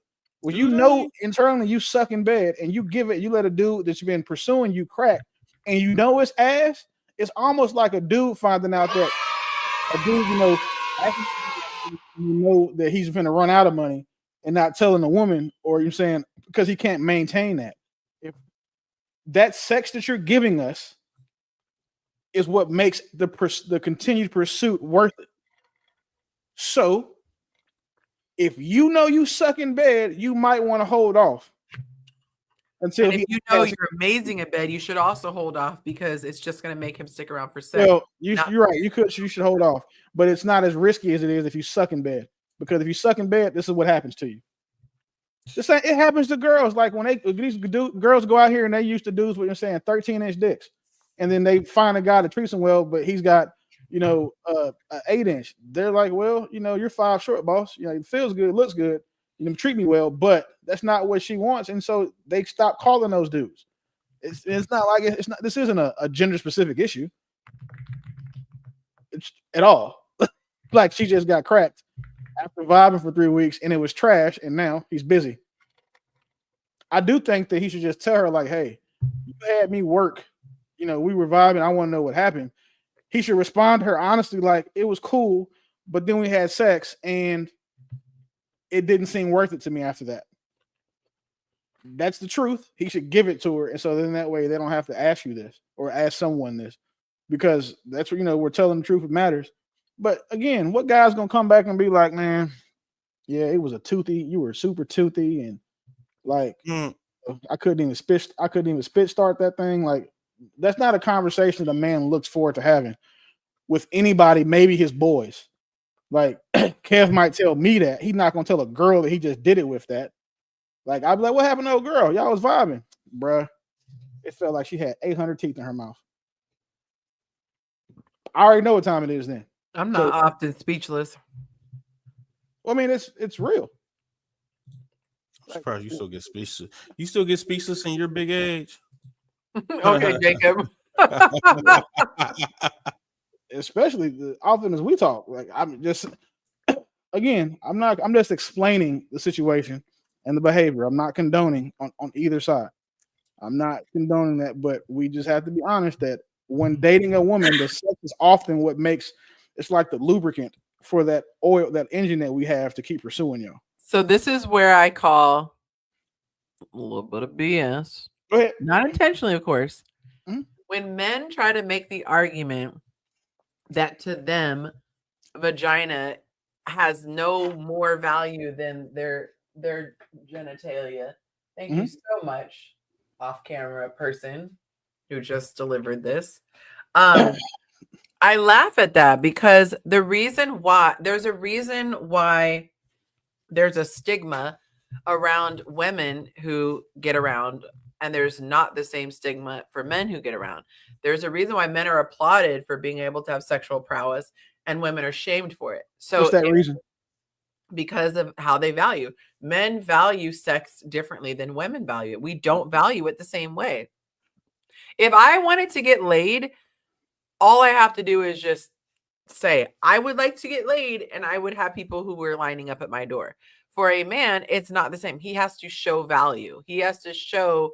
Wait, he has to earn. That's the difference. He has to earn that value. You didn't have to earn the value to get you laid on the correct. Because you guys, as men, the bar is not that high. For men, it is just a physical response. I want to get it wet. So, okay, I'll do this. It's because we're men. You have to be desirable for women to want to sleep with you. But that's what I'm saying. You just have to have a pulse for men to want to sleep with you. That's my point. You guys have a different threshold. For a woman, the threshold is much higher to give her body to a man. For a man, he doesn't look at it like I'm giving my body. No man has ever been like, I gave her my body and we're not together. What you guys will say is, I invested my money and time. You guys will never complain about, because that's not our primary agency. Your primary agency is your body and beauty. But that's the thing. My point is that you guys are trying to say that it's no different, but then on the other hand, we'll agree with all of the differences. The act of sex is sex is not a value loaded exchange between men and women to men. What we're talking about is it's not the sex, it's the quality of it. It's what happens in the sex. Sex is not a value loaded equation. For if it's not a value loaded equation, then why do men give you props for it? Why to men or women? You're like, yeah, I smashed that. Why would a man give you props for it if there's no value? Oh, because the props we're giving are tied on what allows you to smash that person, not that you did it. Like that's what it's tied to. Like if Kevin's like, yo, I smashed Halle Berry. Cool, Kevin, I make sense, bro. Because now, congratulations, you hit one of the baddest chicks in the world at a point in time. What it took for him to be able to do that is what gets him those accolades. It's not simply the fact that he did it. To get in a room with Halle Berry would be commendable, but so to maybe between her legs. I don't know. I kind of agree with Yonci on this one. As far as if I smash Halle Berry, regardless of how I did it or what I could be a broke dude on the street, bum on the street, and if I smash Halle Berry, like I would still get praises from. Not if you. That's the thing, right? So let's not make it a fantastic example saying you're a bum on the street, because Halle Berry's not sleeping with a bum on the street. But if a man sleeps with Halle Berry, people look at that man like he slept with Halle Berry. And we look at it like how. For example, if she slept with a celebrity, we pretty much get how he did it, right? Yes. Oh, he's a celebrity too. He smashed Halle Berry. He's probably one up on her then. But the fact that he was able to do it, like we have to earn that ability. That guy who's fucking Halle Berry has to earn. He had to do something to get in her view, be a celebrity. Like you look at her dating history, celebrity, athlete. So those men earned it. So if Kev hits Halle Berry, knowing that her standard is higher for what it takes to access her, he gets kudos for that because again, he did something to get in her, I don't say view, but she did something where she could figure out like, well, damn, Halle Berry was like, yeah, he's my kind of guy. That's rare. Let's go backwards. What do you mean? I want to make sure because I always start with definitions to make sure I'm not building a house on two different foundations. What do you mean when you say it's not a value loaded exchange? You're not doing anything for me that I'm not doing for you. Okay. So how can you say I'm not doing anything for you that you're not doing for me when there's a very different connotation with a woman than it is with a man? Because the connotation for you is not my problem. Like, you're not my woman. I don't care how you look at things until you're my woman. If we're just figuring things out or figuring out how you can get to be my woman, I don't give a shit how you look at it at that point. Like, if you think that your vagina is special, that's cool, right? If I think that my money is special, that's cool to you. If I spend my money on you and you know that I think it's special, then you could be like, oh, I should be like, okay, well, you should appreciate that. If a woman says the same thing to a man, she could feel that he's supposed to feel that way. We just don't. Like, some women think that we're supposed to take you out on dates to get to know you. Like, they think that we're supposed to spend money every time we see you, like on dates, or you see women, I'm not a coffee date girl, all that bullshit, right? They feel like they're entitled to our money because that's what keeps them there. Only difference is we don't care about your money. We care about busting nuts. So your vaginas matter. And it's just not more important to us than, like, in the equation of sex, it's just not more important. Like, you're not special because we're fucking. Because again, if we didn't do what it takes for you to want to sleep with us, you wouldn't be here. Okay, so then let me switch it and say this way. So you agree that men value sex differently than women value it? Yes. Okay, then we're on the same page. Yeah, that's a given. But that's the problem, though. Whose value matters, right? This is where I say women have to either not say move like, but be hyper aware of how men look at things. If men control access to relationships and y'all control access to sex, if you're just trying to have sex, be as picky as you can. You can expect the men, to be the ones more flexible because they have to meet your standard. If you're trying to get into a relationship with a man, then you need to go tailor your resume to the job you're trying to get. And if that guy says, he's requiring a woman who's good in bed, or you find out to be a want of his, and you want that man, you have to do what it takes to get that job. I don't disagree with that. In this specific instance, they were vibing for weeks. Man investing time. She's probably getting money spent on her. So, she's leveraged. She's got the leverage now. And then she said, I finally slept with him. So now they're equal. He spent money. She's gave up vagina. The problem is he found out that vagina was not worth the time or the money that it took to get. Like, the juice is just not worth the squeeze. And I would say if she was my client, you shouldn't be giving so I say if you value your body and you value sex, you should not be just giving it to a guy you've had a couple of vibes with. That's on her. I don't disagree. Yeah, that's on her because then you don't disagree at all. Yeah, you throw money out the window, people gonna pick it up. Like you throwing booty throw around. Vagina out the window, somebody's gonna pick it up. You can't be mad at how they don't treat you afterwards. You don't want throwing it out the window. Yeah, I'm not. So mind you, I'm never gonna say that women should do or should have sex with men like all willy-nilly. But if you find a guy that you like and you understand that men like sex, and that guy's he's done what it takes to get you to want to show up, to get you to want to be in a relationship with him at some point in one day, that's when you change. Like, okay, well, to him, he's a man, sex isn't a big deal to him, but she can require him to she cannot say, I'll wait to a big deal to him. No, sex isn't a value loaded exchange to him. So to him, not to her, but so she should choose to don't sleep with someone who doesn't make you feel safe. Don't sleep with someone who makes you think this could happen. Like, don't sleep with a guy that even if your sex is trash, you give the most toothy BJs ever, that he's going to stop talking to you. Like, or you can be proactive and be like, you know what? I know I got 1,700 extra teeth in my mouth like a shark. I should probably figure out a way I could practice or put in the work that it takes to be pleasing to the guy. I'm trying to think of a Yonci PG way to say this, but no, no man is ghosting or doing this to a woman who's good in bed or at sex. None of us are. The guys feedback that I have gotten is that when they really like a woman, they're not pushing the issue of sex. They're not. That's not in the forefront. That's true.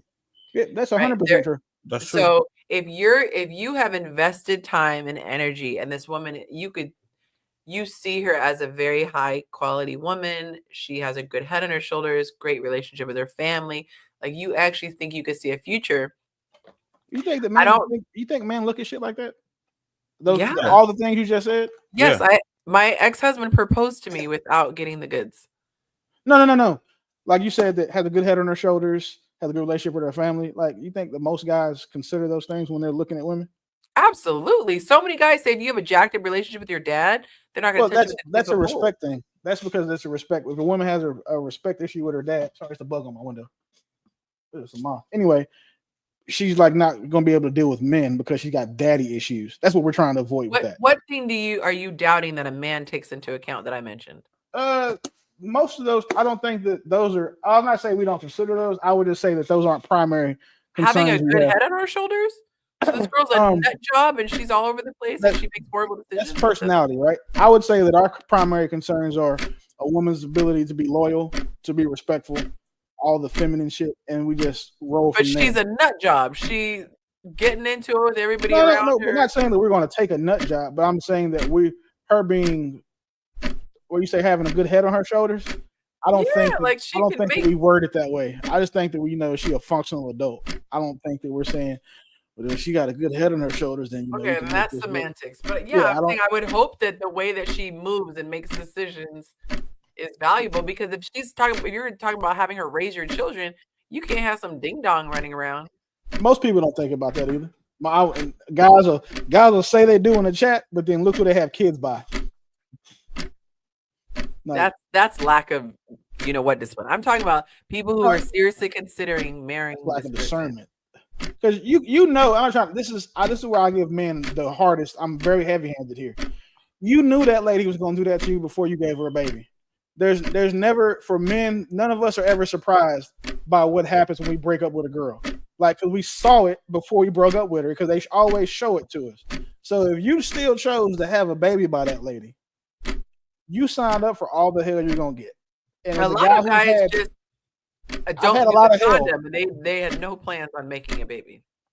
Well, yeah, I agree. I've only will just say that of my children, my youngest were the only ones that were intentional.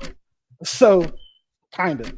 So, right, we understand that, but at the same time, the hell that I got, that shit wasn't a surprise. Like, we didn't get divorced, and I was like, oh my God, she used to be so Christian, and she was Catholic, and she wouldn't even curse, and now she's telling me, and I'm an F boy, and no, that's not how it happens. It's not a surprise for us. So I don't think that. I always hold men put their feet to the fire when they talk about, oh, well, I ain't know my baby mama was gonna do that. Yes, you did. Every time. Like, it's never, ever, ever a surprise, Yonci. Okay. Well, you guys, if you submit your questions, be prepared for honest reactions. I'm going to give you my honest feedback. My panelists are going to do the same. So God bless you. Okay. My ex reached out saying he's been thinking about me and misses what we had. Oh, but he's still with the girl he cheated on me with. What does he really want? My first reaction is, why do you care? Well, I answered the question. He wants to smash. That's it. And he misses what we had probably between the sheets. That's it. That's the part that she left out. She knows what the fuck he wants. But sometimes some people, it might be, I was just going to say, Palaki says he wants to see if he has access to you. Sometimes I think people can be with someone and really like what they have and regret not having it. But in whatever moment he cheated, he thought that the grass was greener. So, but I go back to, who cares? Who cares what he wants? I think we as women, I don't do this anymore, worry too much, spend way too many brain cells wondering why a fool does what he does. Don't worry about fools. They're not worth the brain power. I don't have an argument there. It is so weird to me when someone what do you call it when guys do that or girls do it? Like, why do you care what he thinks?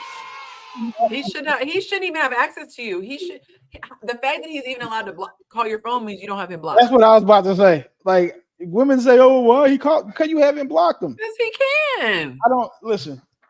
I've never.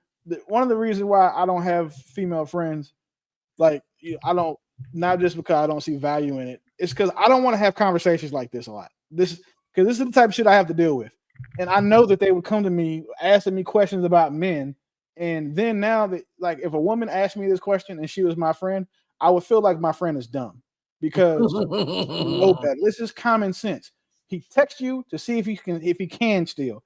If he can text you, the next thing he's gonna find out is if he can steal crack. The fact that he can reach you, he probably still can. Yeah, but dudes aren't even clever when they try to do shit like this now because we don't have to be. We know don't want to see it. Like, and you just want to get your lick back. And a lot of guys will leverage the fact that okay, I'm with the girl I cheated with, and then they know that she want to get her lick back, so she want to be the one that I'm cheating with now, so she can hurt the other girl, and they'll use that. Maybe Buddy was doing it, but she knows.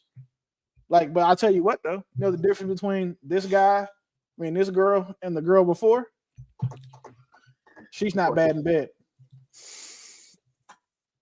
Nobody wants to stick their meat in the meat grinder twice. So clearly she's capable. I'm gonna leave that right there. It's 11 o'clock for me. Oh, is that your tap out? Yeah. Okay. I appreciate you joining the show, sir. All right, I'll see you guys next week. Okay, sounds good. All right, well, little wifey, thanks for letting us borrow you for a couple hours. All right. Okay, good night. All right, y'all. We'll go until Willie taps out.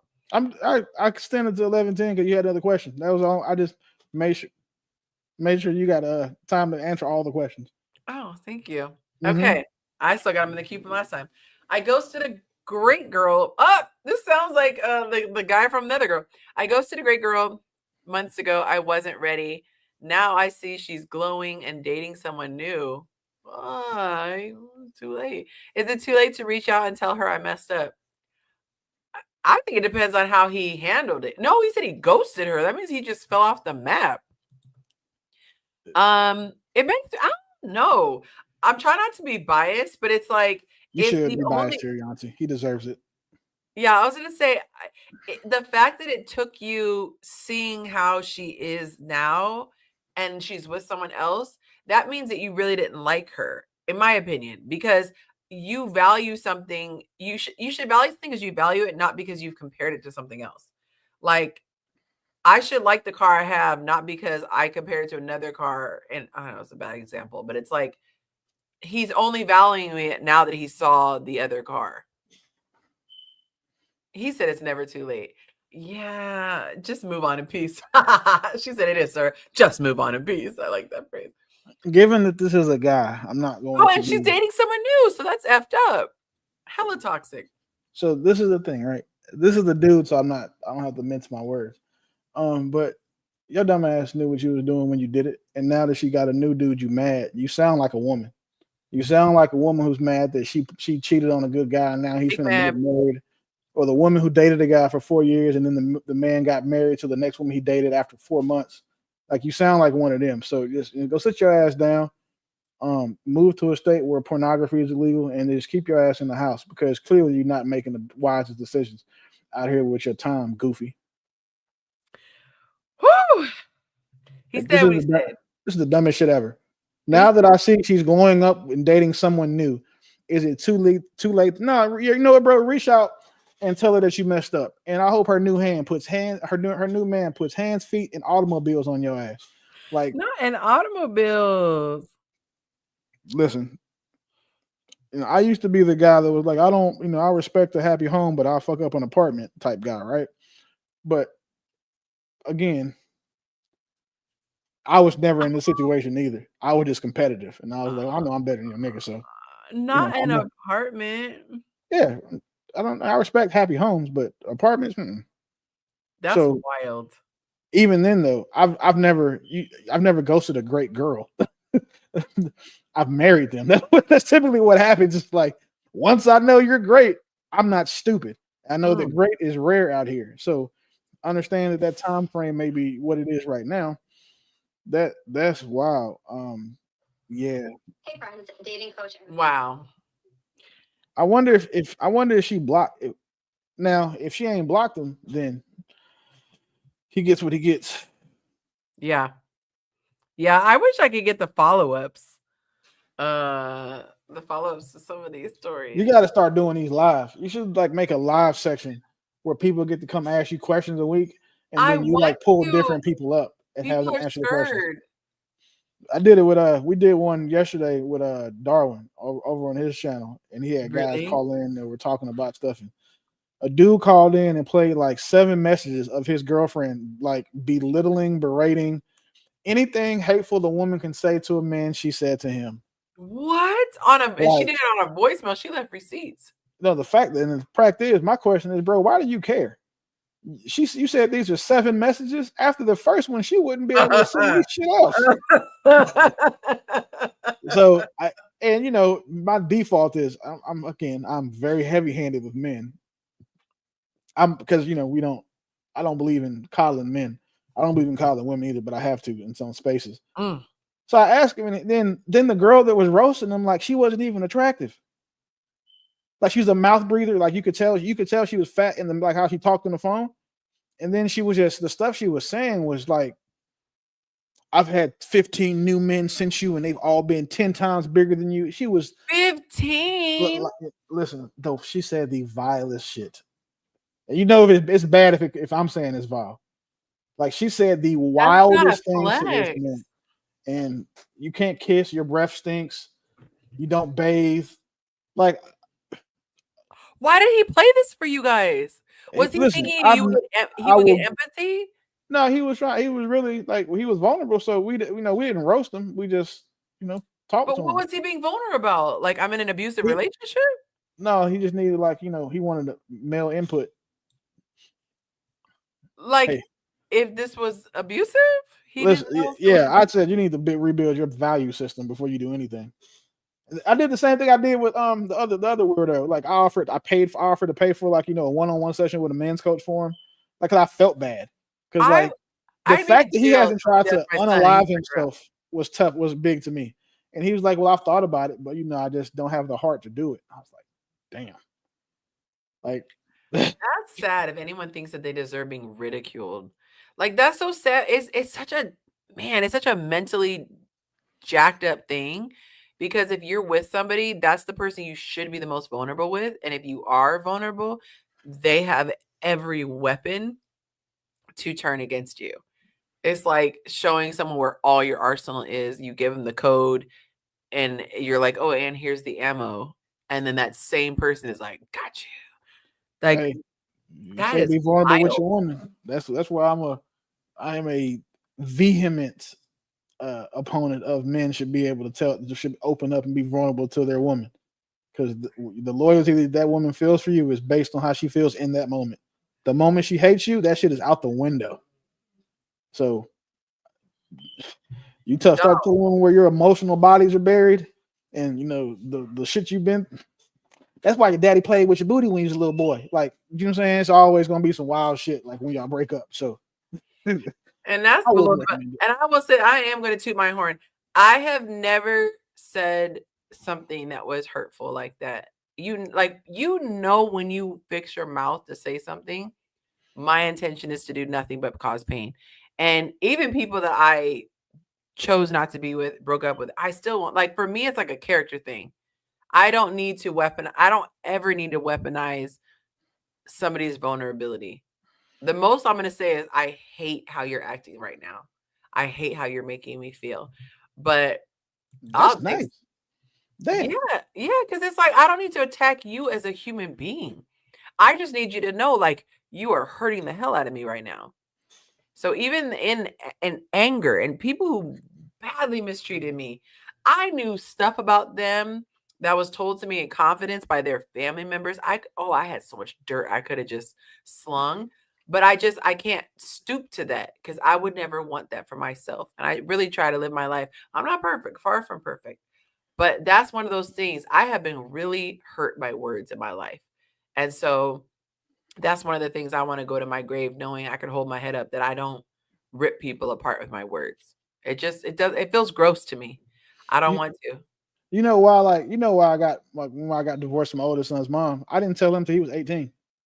So the whole time, he was thinking it was my fault. Well, he was like 16, but Yeah, I remember that. they thought it was my fault. Right. They thought that I was, and because I never told anybody, and I wasn't going to tell anyone until he was old enough for me to tell him. Right. And now that everybody knows, my phone is ringing. They're like, "Oh shit, I didn't.